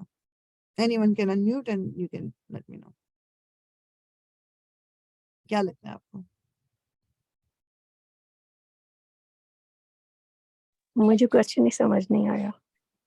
اس نے پیچھے ہم جو پڑھ کے اس باغ والے کی کہانی آ رہے ہیں، اس نے کوئی جو بھی اس کے لفظ اللہ تعالیٰ نے بتایا، اس نے اپنے باغ کے لیے بولا، جب مالدار کے لیے بولا، سب کو، لیکن اس نے کہیں پر بھی یہ نہیں بولا کہ میں رب کو نہیں مانتا یا رب کے ساتھ شرک کرتا ہوں۔ لیکن اب وہ بندہ جب اپنے باغ کی حالت دیکھ کے کاش کر کے ایک وہ افسوس کر رہا ہے، تو وہ ورڈز اس کے کیا ہیں کہ کاش میں نے اپنے رب کے ساتھ کسی کو شریک نہ ٹھہرایا ہوتا۔ تو وہ کیوں کہہ رہا ہے شریک کا؟ اس نے تو ہمیں تو کہیں پیچھے نہیں نظر آیا کہ وہ شرک کر رہا تھا۔ جی اس نے اپنے آپ ہی کو شاید، جی میں کہہ رہی ہوں کہ شاید وہ اپنے آپ ہی کو سمجھ رہا تھا نا بہت، تو اپنے آپ ہی کو بہت اس نے اپنے آپ ہی کو شریک ٹھہرایا، جو مجھے لگ رہا ہے۔ بالکل ٹھیک کہنی ہے، بالکل ٹھیک کہنی ہے۔ نفس کو، اپنے آپ کو، مطلب اس کو اپنے اوپر اتنا بھروسہ ہو گیا کہ ضرور آئی ڈیزرو اٹ، میں تو یہ کر لوں گا، میں تو یہ کر لوں گا، مطلب بجائے اس کے کہ وہ اس کو اللہ کی طرف لوٹاتا کہ اللہ کی طرف سے یہ نعمت ہے یا اللہ کی مدد ہے یہ سب کچھ، اس نے ہر چیز میں اپنے آپ کو پرائیورٹی دے کے یہ اپنی بات کی کہ میرے پاس تو مین پاور بھی اتنی ساری ہے، میرے پاس تو یہ ہے یہ ہے یہ ہے، اور مجھے لگتا ہے کہ اول تو قیامت نہیں آئے گی، اور اگر آئے گی بھی تو پھر ہم کیا کہتے ہیں مطلب پھر بھی اللہ تعالیٰ مجھے بہت نوازیں گے۔ اب میں اور آپ اس سے بس ہم نے اگزامپل کیا لینی کہ کیا میں اور آپ کبھی یہ کرتے ہیں؟ ہمیں سوچنا یہ ہے صرف کہ کبھی میں یہ کرتی ہوں کہ کوئی چیز میرے پاس ہے اور مجھے دل میں خیال آتا ہے کہ یہ سب کچھ میرا، دیکھو میں کتنی محنت کی تھی نا، مجھے یہ میں نے محنت سے اپنی کمایا ہے، میں نے یہ بزنس اس لیے چل رہا ہے کہ میں کام کر رہی ہوں، یہ چیز اس لیے ٹھیک ہوگی کیونکہ میں نے کی تھی، یہ میں اگر یہ نہ کرتی تو یہ نہ ہوتا، میں اگر یہ ہم لوگ کرتے ہیں یہ اس وقت ہم شرک سمجھ کے نہیں کر رہے ہوتے، جب ہم کریڈٹ خود لے رہے ہوتے ہیں یا ہم کریڈٹ کسی اور کو دے رہے ہوتے ہیں کہ وہ والا جو ڈاکٹر تھا نا اگر وہ مجھے یہ دوائی نہ دیتا نا تو میری طبیعت نہیں ٹھیک ہونی تھی، یا اس نے جو مجھے یہ بات بتائی تھی نا اگر میں یہ نہ کر لیتی۔ ہم آف کورس انسان، میں اور آپ، ہم نے کوششیں بھی کرنی ہیں، ہم نے کام بھی کرنے ہیں، دوسرے لوگوں نے بھی کرنے، یہ مطلب نہیں کہ اب انسان کسی سے مدد بھی نہ لے کچھ نہ کرے بیٹھ جائے۔ اللہ بات یہ ہے کہ فرسٹ فورموسٹ اللہ تعالیٰ سبب بناتا ہے لوگوں کو، کرنے والا پھر بھی اللہ تعالیٰ ہے، اس نے اس دنیا کو چلانا ہے اس لیے وہ ایک دوسرے کے ذریعے لوگوں کی زندگیوں کو آسان بناتا ہے۔ ڈاکٹر کے پاس بھی مجھے جانا ہے کیونکہ مجھے اپنا علاج کرنا ہے، اللہ تعالیٰ نے اس کو یہ علم دیا ہے۔ شفا پھر بھی اللہ تعالیٰ دیتے ہیں مجھے، وہ ڈاکٹر نہیں دے رہا شفا مجھے، یا وہ دوائی نہیں دے رہی مجھے شفا۔ اسی طرح میں اگر ہاتھ پاؤں مار رہی ہوں تو وہ میرے ہاتھ پاؤں کا مارنا ہی سب کچھ نہیں کہ جو میرے کام ہو رہے، اللہ تعالیٰ اس میں برکت ڈال رہے ہیں، اللہ تعالیٰ اس کام کو ہونے کو الاؤ کر رہے ہیں، اس لیے وہ کام ہو رہے ہیں۔ ٹھیک ہے، تو یہ چیز ہمیشہ ہمیشہ اپنے دماغ میں رکھیں۔ یہ ایگزامپل اس سٹوری میں، دس از وائی سورہ کہف از سو امپورٹنٹ کہ اللہ تعالیٰ نے یہ ایگزامپل، یہ کہانیاں دی ہیں، ہمیں کہانیاں بتائی ہیں یہ اللہ تعالیٰ نے۔ ٹھیک ہے، اس کا یہ ریزن ہے۔ کاش میں نے اپنے رب کے ساتھ کسی کو شریک نہ ٹھہرایا ہوتا، نہ ہوا اللہ کو چھوڑ کر اس کے پاس کوئی جتھا کہ اس کی مدد کرتا، اور نہ کر سکا وہ آپ ہی صافت کا مقابلہ۔ اس وقت معلوم ہوا کہ کارسازی کا اختیار خدائے برحق ہی کے لیے ہے، انعام وہی بہتر ہے جو وہ بخشے، اور انجام وہی بخیر ہے جو وہ دکھائے۔ انعام جو اللہ دے اور انجام جو اللہ دکھائے وہی اسی میں بہتری ہے صرف۔ اور اے نبی انہیں حیات دنیا کی حقیقت اس مثال سے سمجھاؤ کہ آج ہم نے آسمان سے پانی برسا دیا تو زمین کی پود خوب گھنی ہو گئی، اور کل وہی نباتات بھس بن کر رہ گئیں جسے ہوائیں اڑائے لیے پھرتی ہیں۔ اللہ ہر چیز پر قدرت رکھتا ہے، مطلب جب ہم دیکھتے ہیں کہ بارشوں کا زمانہ ہے، سب پھل پھول رہے ہیں، جب ایک دم خزاں آتی ہے تو وہی جو گرینری تھی وہ ایک دم براؤن ہو جاتی ہے، فال میں بالکل ہی وہ پتے جھڑ جاتے ہیں۔ تو یہ کس نے کیا ہے؟ یہ اللہ تعالیٰ نے کیا ہے۔ یہ مال اور یہ اولاد محض دنیا کی زندگی کی ایک ہنگامی آرائش ہے۔ یہ کیا لکھا؟ المال والبنون زینت الحیات الدنیا۔ المال مال، والبنون اولاد، زینت الحیات زینت ہے، خوبصورتی ہے، حیات الدنیا دنیا کی زندگی کی، والباقیات اور باقی رہ جانے والے، الصالحات نیک جو نیک ہیں، وہ جو اچھے کام ہیں، خیرن یعنی جو آپ نیک کام کریں گے وہ باقی رہ جانے والے ہیں، عند ربی کا تمہارے رب کے پاس، ثواباً و خیرن عملا، اور وہ کیا اس کے ذریعے آپ کو کیا ملے گا کہ جو کچھ مطلب یعنی نیکیاں تیرے رب کے نزدیک نتیجے کے لحاظ سے بہتر ہیں، اور انہی سے اچھی امیدیں وابستہ کی جا سکتی ہیں۔ یہ ہماری آزمائش ہے، ہماری مال و دولت اور ہماری اولاد ہمارے لیے واقعی آزمائش ہے، ہمیں فیل نہیں ہوتا مگر یہ آزمائش ہے۔ اور اللہ تعالیٰ ہمیں محفوظ رکھے کہ اللہ تعالیٰ اس آزمائش میں ہمیں پورا اترنے کی توفیق عطا فرما۔ فکر اس دن کی ہونی چاہیے جبکہ ہم پہاڑوں کو چلائیں گے اور تم زمین کو بالکل برہنہ پاؤ گے، اور ہم تمام انسانوں کو اس طرح گھیر کر جمع کریں گے کہ ان اگلے پچھلوں میں سے ایک بھی نہ چھوٹے گا، اور سب کے سب تمہارے رب کے حضور صف در صف پیش کیے جائیں گے۔ لو دیکھ لو، آ گئی نا تم ہمارے پاس اسی طرح جس طرح ہم نے تم کو پہلی بار پیدا کیا تھا، یعنی پہلی بار جب اللہ تعالیٰ نے تمام روحیں بنائی تھیں تو میدان میں سب کو جمع کیا ہوا تھا ایک جگہ، تو قیامت کے دن بھی سب اسی طرح جمع کیے جائیں گے۔ تم نے تو یہ سمجھا تھا کہ ہم نے تمہارے لیے کوئی وعدے کا وقت مقرر ہی نہیں کیا ہے، اور نامہ اعمال سامنے رکھ دیا جائے گا۔ اس وقت تم دیکھو گے کہ مجرم لوگ اپنی کتاب زندگی کے اندراجات سے ڈر رہے ہوں گے اور کہہ رہے ہوں گے کہ ہائے ہماری کم بختی، یہ کیسی کتاب ہے کہ ہماری کوئی چھوٹی بڑی حرکت ایسی نہیں رہی جو اس میں درج نہ ہو گئی ہو۔ جو کچھ انہوں نے کیا تھا وہ سب اپنے سامنے حاضر پائیں گے، اور تیرا رب کسی پر ذرا ظلم نہ کرے گا۔ ہم یہ سن رہے تھے استاد امان کو جب ان کی کلاس چل رہی نا، تو اس میں وہی چیز وہ ہے، تو اس سورہ سے ریلیٹڈ بات وہی ہے کہ جو الٹے ہاتھ میں جن کو کتاب اپنی کتابچہ دیا جائے گا, جو اعمال نامہ دیا جائے گا, تو بیسیکلی وہ ان ایک اور جگہ قرآن میں آتا ہے کہ ان کو پیٹھ کے پیچھے سے دیا جائے گا, میننگ کہ جن کو تو سیدھے ہاتھ میں دیا جا رہا ہے ان کو سامنے سب کے پکڑایا جائے گا, سب لوگ دیکھیں گے اور سب لوگ ایک دوسرے پوچھیں گے اور وہ ان کو خوشی خوشی بتائیں گے آل از گڈ. جن کو اعمال نامہ ان کے لیفٹ ہینڈ میں دیا جائے گا ان کو پیٹھ کے پیچھے دیا جائے گا, اور وہ ان کا ہاتھ مطلب وہ اس طرح ہی رہے گا, اور وہ آگے لا کے اس کو خود دیکھ بھی نہیں سکیں گے لیکن پیچھے کھڑے ہوئے لوگ دیکھ سکیں گے. جسٹ امیجن کہ مجھے نہیں پتا اس میں کیا لکھا ہوا ہے, سب کچھ اس کے اندر ہے, اور میں جو لوگوں سے دنیا میں چھپاتی پھرتی ہوں میرا تمام کچا چھٹا لوگ پڑھ رہے ہیں. تو اللہ تعالیٰ ہمیں محفوظ رکھے, اللہ تعالیٰ ہمیں ہمارا اعمال نامہ سیدھے ہاتھ میں دے, آمین یا رب العالمین. یاد کرو جب ہم نے فرشتوں سے کہا کہ آدم کو سجدہ کرو تو انہوں نے سجدہ کیا مگر ابلیس نے نہ کیا, وہ جنوں میں سے تھا اس لیے اپنے رب کے حکم کی اطاعت سے نکل گیا. اب کیا تم مجھے چھوڑ کر اس کو اور اس کی ضروریت کو اپنا سرپرست بناتے ہو, حالانکہ وہ تمہارے دشمن ہیں. بڑا ہی برا بدل ہے جسے ظالم لوگ اختیار کرتے ہیں. میں نے آسمان اور زمین پیدا کرتے وقت ان کو نہیں بلایا تھا اور نہ خود ان کی اپنی تخلیق میں انہیں شریک کیا تھا. میرا یہ کام نہیں ہے کہ گمراہ کرنے والوں کو اپنا مددگار بناؤں. پھر کیا کریں گے یہ لوگ اس روز جب کہ ان کا رب ان سے کہے گا کہ پکارو اب ان ہستیوں کو جنہیں تم میرا شریک بنا بیٹھے تھے. یہ ان کو پکاریں گے مگر وہ ان کی مدد کو نہ آئیں گے, اور ہم ان کے درمیان ایک ہی ہلاکت کا گڑھا مشترک کر دیں گے. سارے مجرم اس روز آگ دیکھیں گے اور سمجھ لیں گے کہ اب انہیں اس میں گرنا ہے, اور وہ اس سے بچنے کے لیے کوئی جائے پناہ نہ پائیں گے. ہم نے اس قرآن میں لوگوں کو طرح طرح سے سمجھایا مگر انسان بڑا ہی جھگڑالو واقع ہوا ہے.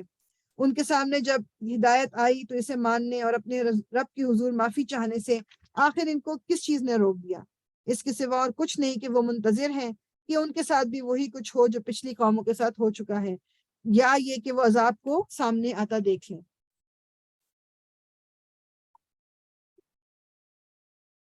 رسولوں کو ہم اس کام کے سوا اور کسی غرض کے لیے نہیں بھیجتے کہ وہ بشارت اور تنبیہ کی خدمت انجام دیں, مگر کافروں کا حال یہ ہے کہ وہ باطل کے ہتھیار لے کر حق کو نیچا دکھانے کی کوشش کرتے ہیں, اور انہوں نے میری آیات کو اور ان تنبیہات کو جو انہیں کی گئی مذاق بنا لیا ہے. اور اس شخص سے بڑھ کر ظالم اور کون ہے جسے اس کی رب کی آیات سنا کر نصیحت کی جائے اور وہ ان سے منہ پھیر لے اور اس برے انجام کو بھول جائے جس کا سر و سامان اس نے اپنے لیے خود اپنے ہاتھوں کیا ہے. جن لوگوں نے یہ روش اختیار کی ہے ان کے دلوں پر ہم نے غلاف چڑھا دیے ہیں جو انہیں قرآن کی بات نہیں سمجھنے دیتے, اور ان کے کانوں میں ہم نے گرانی پیدا کر دی ہے. تم انہیں ہدایت کی طرف کتنا ہی بلاؤ وہ اس حالت میں کبھی ہدایت نہ پائیں گے. تیرا رب بڑا درگزر کرنے والا اور رحیم ہے, وہ ان کے کرتوتوں پر انہیں پکڑنا چاہتا تو جلد ہی عذاب بھیج دیتا, مگر ان کے لیے وعدے کا ایک وقت مقرر ہے اور اس سے بچ کر بھاگ نکلنے کی یہ کوئی راہ نہ پائیں گے. یہ عذاب رسیدہ بستیاں تمہارے سامنے موجود ہیں, انہوں نے جب ظلم کیا تو ہم نے انہیں ہلاک کر دیا, اور ان میں سے ہر ایک کی ہلاکت کے لیے ہم نے وقت مقرر کر رکھا تھا, جس سے پہلے ذکر ہم پڑھ چکے ہیں ان بستیوں کے. ایک second let me just check something.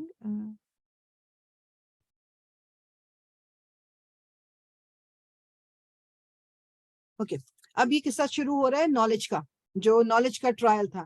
تو یہ بیسیکلی حضرت موسیٰ اور خضر ان کا واقعہ ہے. خضر علیہ السلام کے بارے میں کوئی کلیئر کٹ بات پتہ نہیں کہ یہ نبی تھے, یا بس یہ پتہ ہے کہ یہ اللہ کے نیک بندے تھے اور اللہ تعالیٰ نے ان کو نالج دی تھی, جو ہمیں قرآن سے پتہ چلتا ہے. اور بیسیکلی اس واقعے کے ذریعے اللہ تعالیٰ نے ہمیں یہ بتانا چاہ رہے ہیں, جو میرے اور آپ کے لیے میسج نکلتا ہے کہ بعض دفعہ ہمیں لگتا ہے کہ ہم سب کچھ جانتے ہیں, ہمیں سب کچھ پتہ ہے, اور جو چیزیں جس طرح ہو رہی ہیں اسی طرح ہیں. We don't know the back story.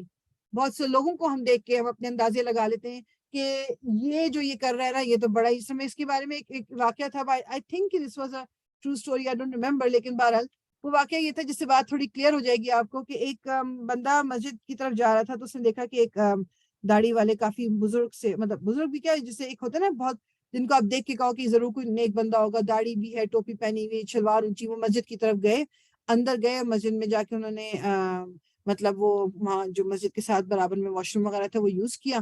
جماعت کھڑی ہو رہی تھی مگر نماز نہیں پڑھی, وہاں سے نکل گئے.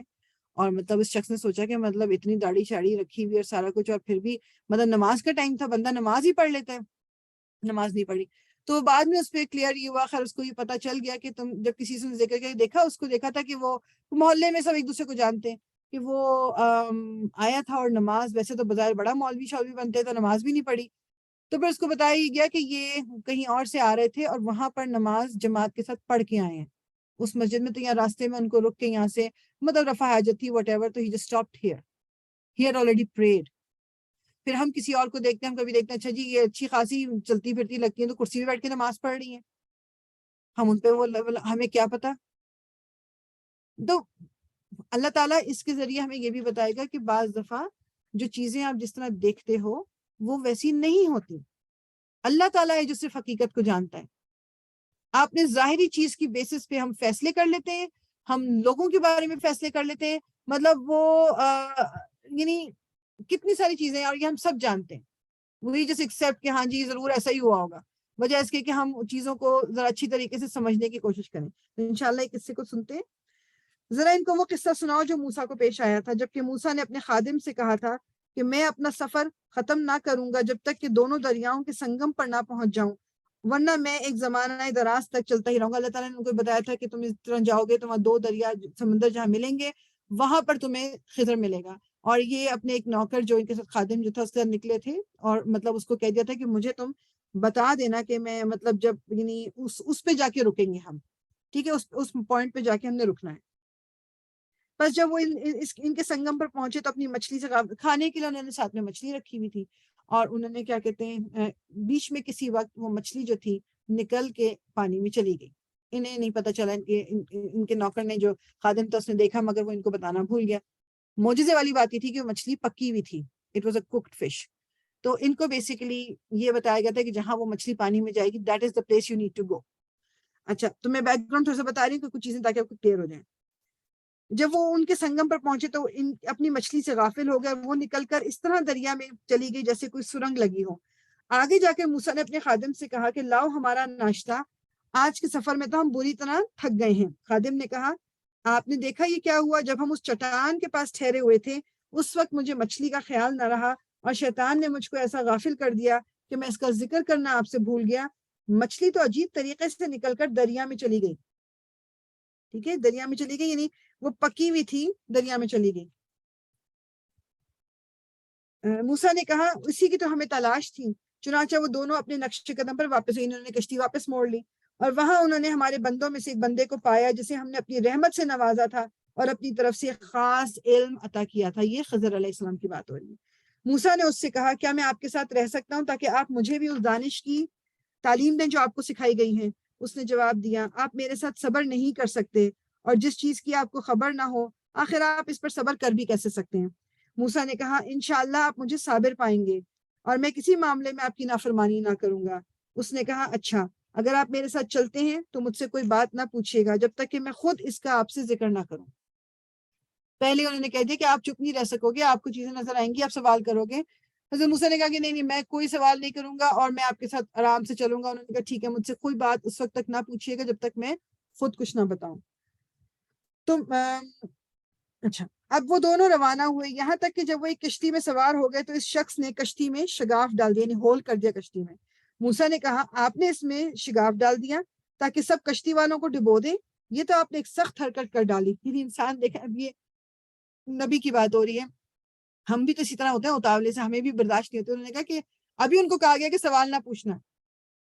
اب انہوں نے دیکھا کہ ہم اس کشتی میں سوار ہیں, وہ ہمیں ہیلپ کر رہے ہیں کہ ہمیں ایک جگہ سے دوسری جگہ لے جا رہے ہیں اور انہوں نے کشتی میں ہول کر دیا.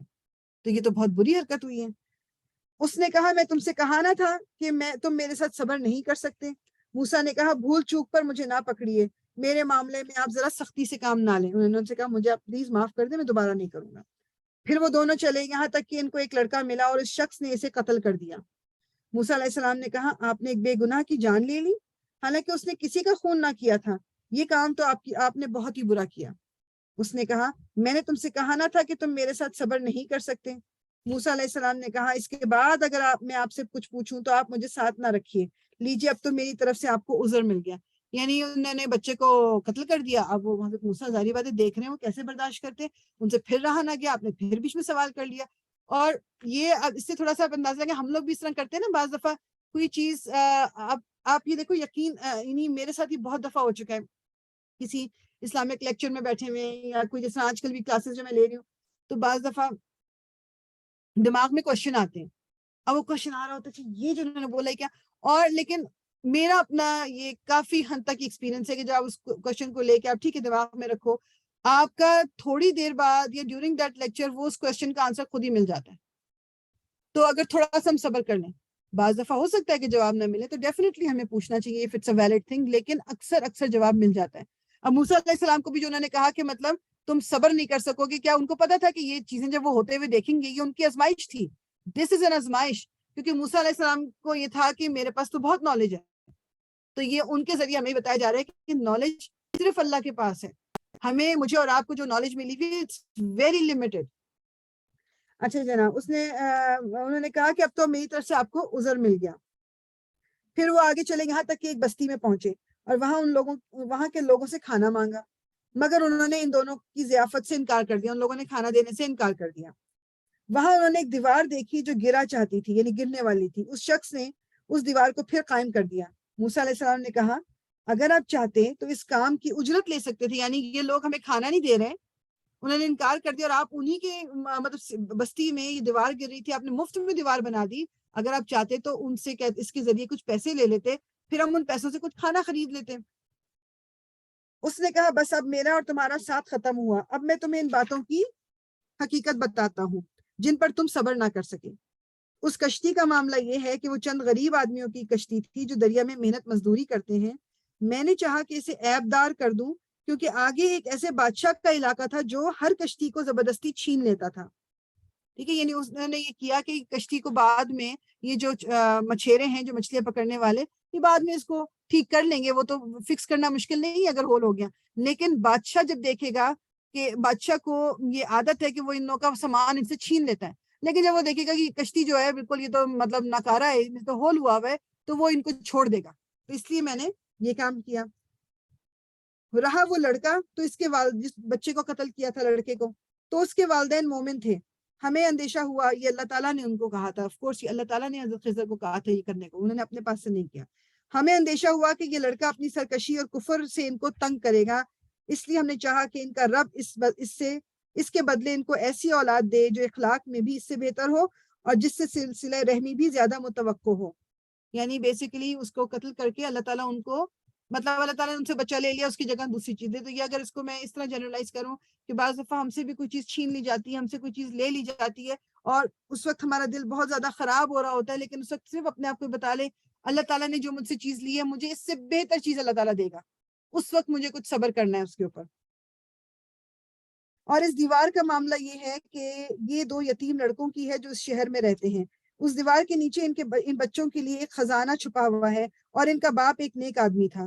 اس لیے تمہارے رب نے چاہا کہ یہ دونوں بچے بالغ ہوں اور اپنا خزانہ نکال لیں. یہ تمہارے رب کی رحمت کی بنا پر کیا گیا ہے, اس پر میں نے کچھ اپنے اختیار سے نہیں کر دیا ہے.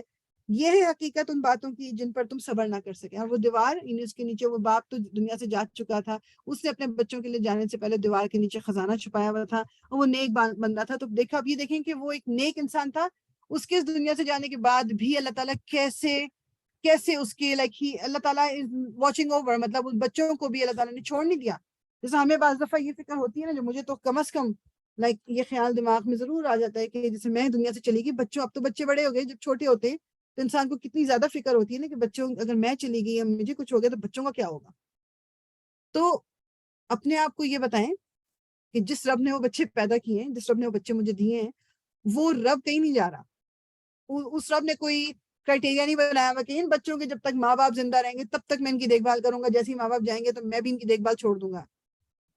تو میں اس دنیا میں رہوں یا نہ رہوں, میری اولاد اگر مجھے ان کی فکر ہے, اللہ تعالیٰ will always look after them. اللہ تعالیٰ کسی انسان کو اکیلا نہیں چھوڑتے, بس ہمیں سمجھنے کی بات ہے صرف یہ. ٹھیک, یہ ہو گیا جناب خضر اور موسیٰ علیہ السلام کا واقعہ. پھر ابھی جو اس کے بعد جو لاسٹ کہانی ہے کون سی ہے, کہ جب اقتدار ملے, جب انسان کے پاس بہت زیادہ اس کو کوئی پوزیشن ایسی مل گئی ہے جس میں اب اس کے اختیار میں ڈیسیجن میکنگ آ گئی ہے. ٹھیک ہے, تو اب وہ یہ واقعہ آگے ذوالقرنین کا, اور آپ کو پتہ نہیں کہ انہوں نے سوال کیا تھا ذوالقرنین کے بارے میں آ کے عربوں نے, اور اے محمد یہ لوگ تم سے ذوالقرنین کے بارے میں پوچھتے ہیں, ان سے کہو میں اس کا کچھ حال تم کو سناتا ہوں. ہم نے اس کو زمین میں اقتدار عطا کر رکھا تھا اور اسے ہر قسم کے اسباب اور وسائل بخشے تھے. اس نے پہلے مغرب کی طرف ایک مہم کا سر و سامان کیا، حتیٰ کہ جب وہ غروب آفتاب کی حد تک پہنچ گیا تو اس نے سورج کو ایک کالے پانی میں ڈوبتے دیکھا. بیسیکلی جو مفسرین ہیں اس میں یہ کہتے ہیں کہ مطلب جو ذوالقرنین تھے ان کے پاس ان کی سلطنت اتنی بڑی تھی کہ مطلب فرام ایسٹ ٹو ویسٹ جہاں بھی دیکھو ان کی اپنی سلطنت نظر آتی تھی. تو یہ جو آ رہے ہیں نا کہ وہاں تک گیا جہاں سورج کو ایک کالے پانی میں ڈوبتے دیکھا، میننگ وہ علماء نے اس کی ایکسپلینیشن یہ دی ہے کہ جب آپ بعض دفعہ دور سے سن سیٹ دیکھتے ہو تو لگتا ہے نا کہ پانی کے اندر جا رہا ہے سورج، اتنا فاردر اتنا دور، تو مطلب ان کی جو سلطنت تھی وہاں تک تھی. تو جب یہ ایک دن انہوں نے مطلب یہ سلطنت فتح کرتے جا رہے تھے تو ایک دفعہ یہ اس پوائنٹ پہ پہنچے جہاں پر بس سورج غروب ہو رہا تھا بیسیکلی اتنا دور. تو وہاں ان کو ایک قوم ملی. ہم نے کہا اے ذوالقرنین تجھے یہ مقدرت بھی حاصل ہے کہ ان کو تکلیف پہنچائے اور یہ بھی کہ ان کے ساتھ نیک رویہ اختیار کر. اس نے کہا نہیں کہ جب کوئی فتح کرتا ہے کسی جگہ کو تو پھر وہاں کے باشندوں کے ساتھ وہ جو سلوک کرنا چاہے وہ کرتا ہے. تو یہاں پر اللہ تعالیٰ نے کہا کہ تمہاری مرضی ہے کہ تم ان کے ساتھ اچھا سلوک کرو یا تم برا سلوک کرو. تو انہوں نے کیا کہا، جو ان میں سے ظلم کرے گا ہم اس کو سزا دیں گے، پھر وہ اپنے رب کی طرف پلٹایا جائے گا اور وہ اسے اور زیادہ سخت عذاب دے گا، اور جو ان میں سے ایمان لائے گا اور نیک عمل کرے گا اس کے لیے اچھی جزا ہے اور ہم اس کو نرم احکام دیں گے. پھر اس نے ایک دوسری مہم، اب یہ ایک ان کا ایکسپیڈیشن ہو گیا، ابھی دوسرا ہے. پھر اس نے ایک دوسری مہم کی تیاری کی یہاں تک کہ طلوع آفتاب کی حد تک پہنچ گیا. وہاں اس نے دیکھا کہ سورج ایک ایسی قوم پر طلوع ہو رہا ہے جس کے لیے دھوپ سے بچنے کا کوئی سامان ہم نے نہیں کیا. تو وہ جب اب دوسری طرف گئے جہاں سے سورج نکل رہا تھا تو وہاں دیکھا کہ وہاں کچھ لوگ بستے جن کے پاس کوئی شیڈ نہیں ہے، کوئی درخت نہیں، کوئی کچھ نہیں، اور ان کو گھر بنانا مطلب چھت بنانا نہیں آتا، مطلب دے ہیڈ نو نالج. یہ حال تھا ان کا، اور ذوالقرنین کے پاس جو کچھ تھا اسے ہم جانتے تھے. پھر اس نے مطلب پھر ذوالقرنین جو تھے جو انہوں نے پھر وہاں پر جا کے ان لوگوں کو جب یعنی وہ کہتے ہی ہیں کہ بیسیکلی ویسے علاقے پہ پہنچے جہاں پر جو مہذب دنیا ہے نا، جو جس کو سب کچھ پتہ ہے، وہ تقریباً ختم ہو گئی تھی. آگے وحشی قوموں کا مطلب بیسیکلی وہ وحشی قومیں تھیں جو مطلب یعنی ان کو عمارتیں بنانا تو دور کی بات، ان کو خیمہ بھی نہیں بنا سکتے تھے، مگر اس طرح کی یعنی وہ کوئی چیز کر نہیں سکتے تھے. تو انہوں نے ان کی بھی ہیلپ کی، ان کو بنا کے دیا وہاں پر. اچھا پھر اس نے ایک اور مہم کا سامان کیا، مہم کا، یہاں تک کہ جب دو پہاڑوں کے درمیان پہنچا تو اسے ان کے پاس ایک قوم ملی. اب یہ جو ذکر ہے یہ یاجوج ماجوج کا ہے، جو مشکل ہی سے کوئی بات سمجھتی تھی، یعنی کہ وہ لینگویج نہیں سمجھتی تھی وہ قوم. ان لوگوں نے کہا کہ اے ذوالقرنین، یاجوج اور ماجوج اس سرزمین میں فساد پھیلاتے ہیں. یعنی وہ لوگ جہاں پر ذوالقرنین پہنچے تھے انہوں نے کہا کہ یہ یاجوج ماجوج دو مطلب کچھ لوگ ہیں اس سرزمین میں فساد پھیلاتے ہیں، آتے ہیں ساری تباہیاں مچا کے چلے جاتے ہیں. تو کیا ہم تجھے کوئی ٹیکس اس کام کے لیے دیں کہ تو ہمارے اور ان کے درمیان ایک بند تعمیر کر دے، یعنی کہ تو اس طرح کر دے، کوئی دیوار بنا دے، کچھ کر دے کہ وہ آ کے ہمیں تباہ نہ کر سکے، ہمیں نقصان نہ پہنچا سکیں. اس نے کہا جو کچھ میرے رب نے مجھے دے رکھا ہے وہ بہت ہے، تم بس محنت سے میری مدد کرو، میں تمہارے اور ان کے درمیان بند بنائے دیتا ہوں، مجھے لوہے کی چادریں لا کر دو. آخر جب دونوں پہاڑوں کے درمیانی خلا کو اس نے پاٹ دیا تو لوگوں سے کہا کہ اب آگ دہکاؤ، حتیٰ کہ جب یہ آہنی دیوار بالکل آگ کی طرح سرخ ہو گئی تو اس نے کہا کہ لاؤ اب اس پر پگھلا ہوا تانبا انڈیل دو. یعنی تانبا اور آئرن اور مٹی اور سب سی چیزوں سے مل کے وہ دیوار انہوں نے ایک بنا دی. بہت سے لوگ کہتے ہیں کہ جی یہ جو ہے نا یہ جو گریٹ وال آف چائنا ہے یہ وہ نہیں ہے، ٹھیک ہے، دس از ناٹ اٹ. جگہ کے بارے میں پھر بھی جیسے ڈاکٹر اسرار احمد اور انہوں نے کوئی تعین کیا ہوا کہ کس طرف ہے، لیکن اس کو مطلب یعنی اس پہ ہم فوکس نہیں کرنے کی ہمیں ضرورت. بس یاجوج ماجوج یس قرآن میں ذکر ہے، یہ قوم قیامت کے نشانیوں میں سے ایک ہے کہ ان کو وہ دیوار ٹوٹ جائے گی اور یہ پھر آ کے یہ ہر چیز جو بھی ان کے راستے میں آئے گی اس کو کھا لیں گے، یا مطلب ان کے لیے کچھ ایسا نہیں ہے کہ بس یہ کھانا وہ نہ کھانا، تو یہ بہت تباہی مچائے گی اس وقت کی قوم. یہ بند ایسا تھا کہ یاجوج ماجوج اس پر چڑھ کر بھی نہ آ سکتے تھے اور اس پہ نقب لگانا ان کے لیے اور بھی مشکل تھا. ذوالقرنین نے کہا کہ یہ میرے رب کی رحمت ہے، مگر جب میرے رب کے وعدے کا وقت آئے گا، یعنی جب قیامت کا وقت آئے گا تو وہ اس کو پیوندے خاک کر دے گا، اور میرے رب کا وعدہ برحق ہے.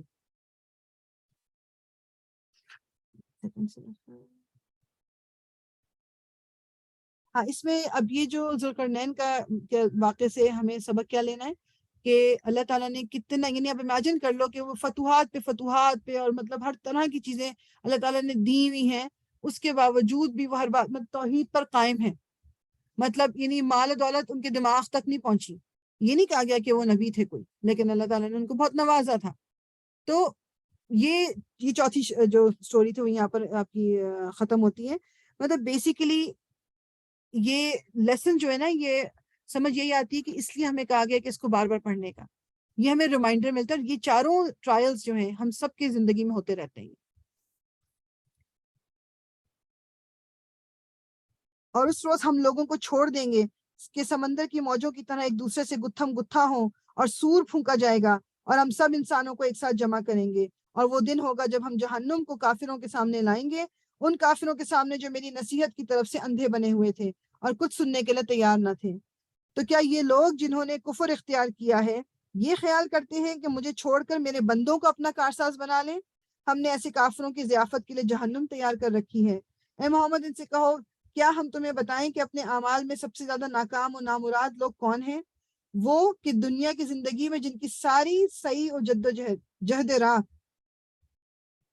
جوہد یعنی کہ ان کی جو ساری کوششیں تھیں راہ راست سے بھٹکی رہیں، اور وہ سمجھتے رہے کہ وہ سب کچھ ٹھیک کر رہے ہیں.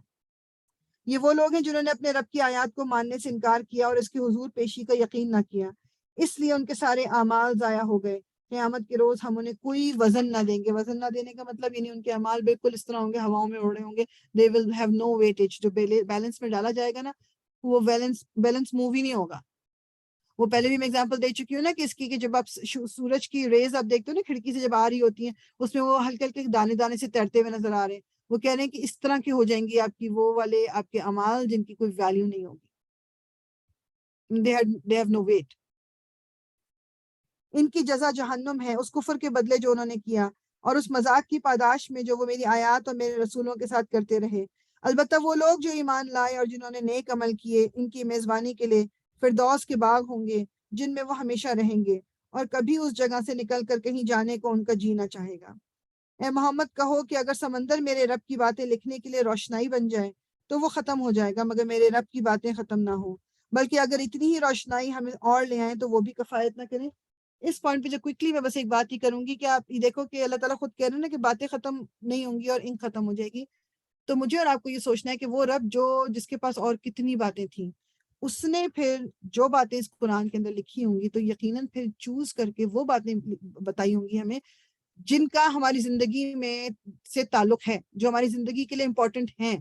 اللہ تعالیٰ نے پھر اس میں کوئی مطلب ایویں والی باتیں نہیں کی ہوں گی، ادھر ادھر کی باتیں.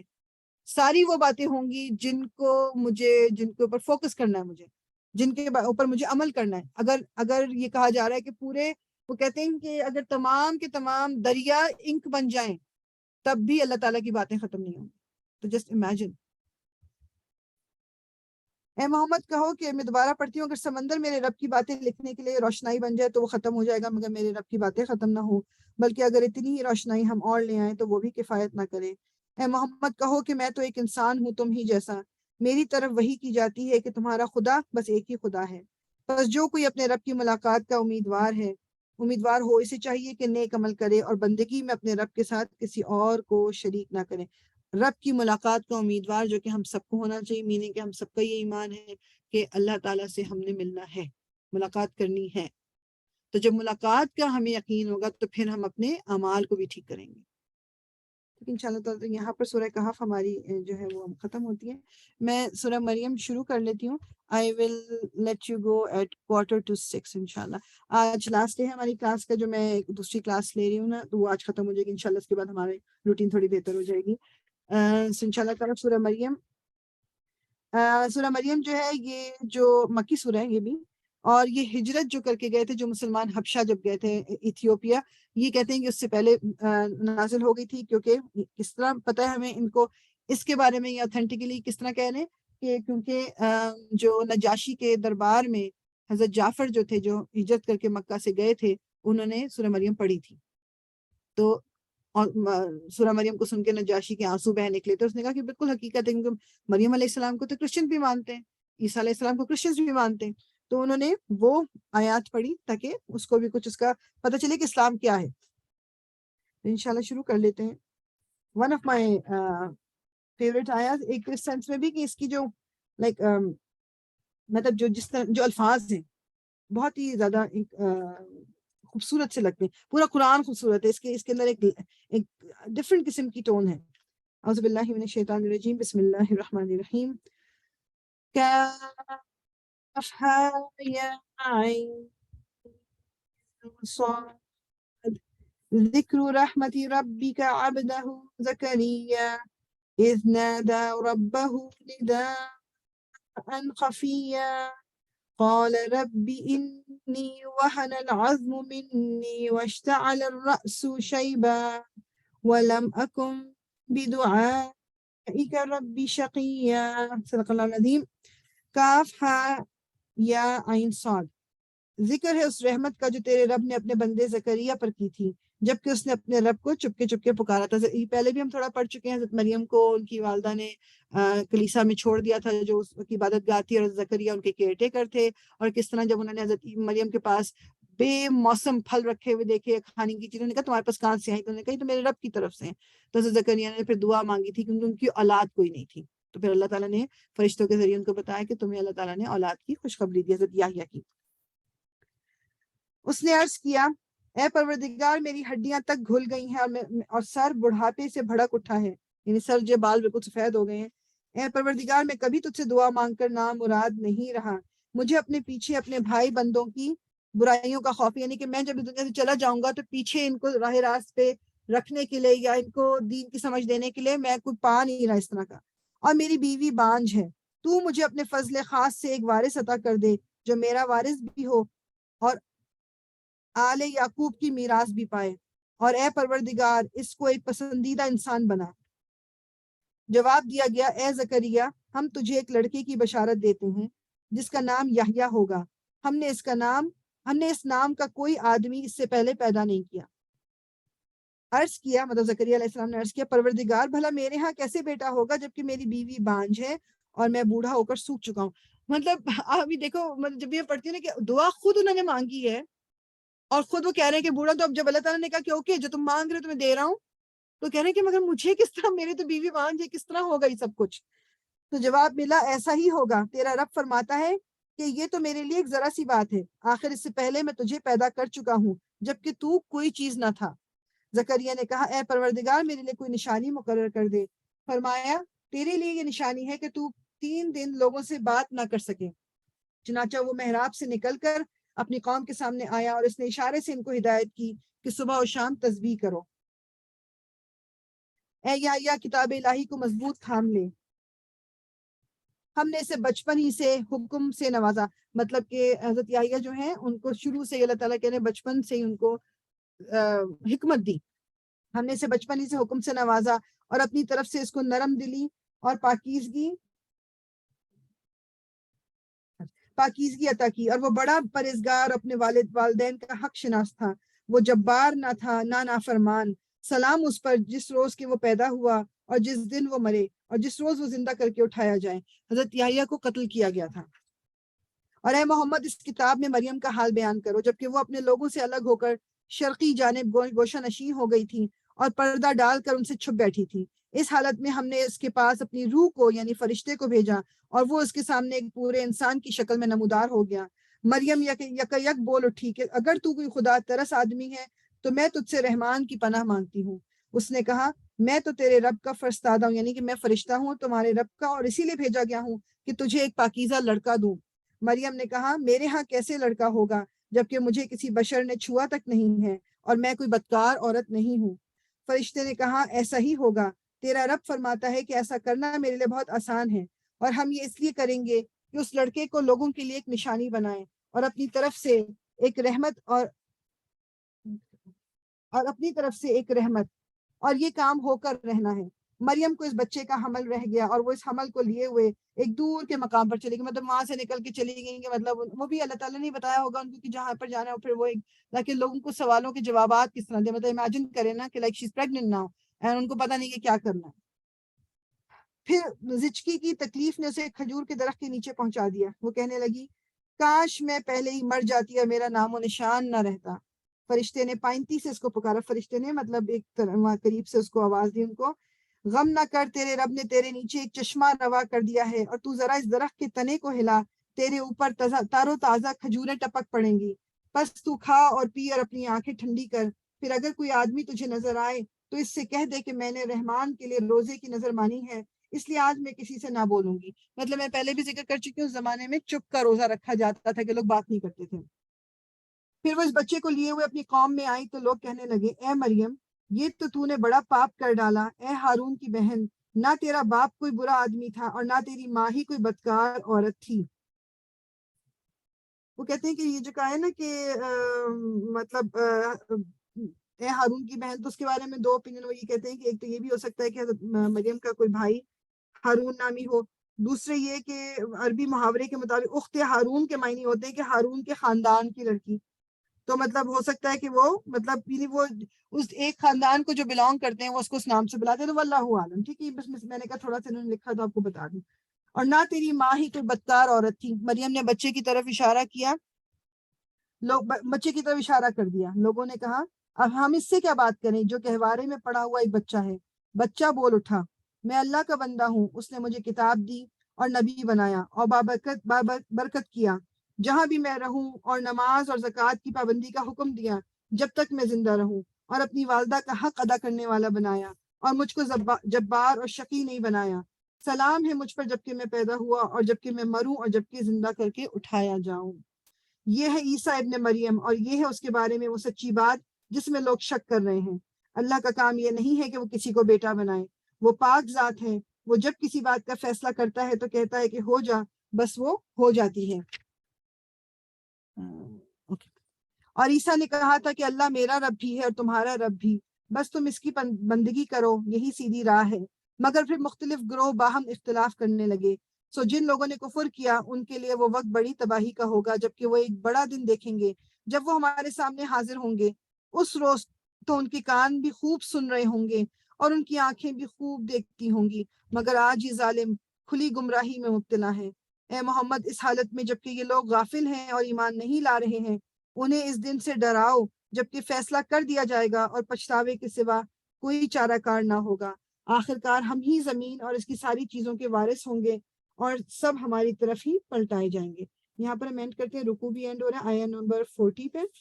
تو انشاءاللہ منڈے سے ہم کنٹینیو کریں گے آگے، پھر بیچ میں ظاہری بات ہے نیکسٹ ویک انشاءاللہ رمضان بھی شروع ہو رہا ہے۔ ایک کوئک چیز میں رمضان سے ریلیٹڈ کرنا چاہ رہی تھی کہ کسی نے مجھ سے سوال کیا تھا تو پھر میں نے تھوڑی اور ریسرچ کی تھی، تو ایک چیز کلیئر ہوئی جو مجھے بھی اتنی کلیئرلی پتہ نہیں تھی، کہ جیسے بعض دفعہ طبیعت کی خرابی کی وجہ سے یا کسی کی کوئی ایسی بیماری ہے کہ جو ڈاکٹرز نے کہہ دیا کہ اب آپ روزہ نہیں رکھ سکتے، ٹھیک ہے، آپ مطلب وہ اس طرح کی ہے کہ آپ کو روزہ نہیں رکھنا، تو روزے کا فدیہ تو دینا ہوتا ہے۔ تو اس کا انہوں نے جو اسکالر ہیں انہوں نے یہ کہا کہ اب یہ نہیں ہوتا، جیسے بعض دفعہ لوگ کرتے ہیں اب رمضان آنے والا ہے تو ہم سارے روزوں کے پہلے سے دے دیتے ہیں جو فدیہ ہے۔ وہ کہتے ہیں کہ جب تک وہ روزہ گزرا نہیں ہے آپ اس کا فدیہ نہیں دے سکتے۔ تو یہ تو آپ کر سکتے ہو کہ بجائے اس کے کہ اب ایوری ڈے آپ ویٹ کرو کہ مغرب کو روزہ کھلے گا آپ پھر فدیہ دو، آپ رمضان کے آخر میں ان سارے روزوں کا فدیہ دے سکتے ہیں، پہلے نہیں دے سکتے۔ اور فدیہ بھی صرف کھانے کی فارم میں ہوگا، چاہے وہ پکا ہوا کھانا ہو یا کچا کھانا ہو۔ پیسے نہیں دے سکتے، کپڑے نہیں دے سکتے، یہ چیزیں نہیں دے سکتے، کھانا ہی کھلانا ہے۔ ہر روزے کے لیے ایک بندے کو ایک وقت کا کھانا کھلانا ہے، ٹھیک ہے۔ میں نے کہا تھوڑا سا یہ میں کلیئر کر دوں۔ سبحانک اللہم و بحمدک، نشہد ان لا الہ الا انت، نستغفرک و نتوب الیک، ربنا تقبل منا انک انت السمیع العلیم وتب علینا انک انت التواب الرحیم۔ الصلاۃ والسلام علی رسول اللہ، الحمد للہ رب العالمین۔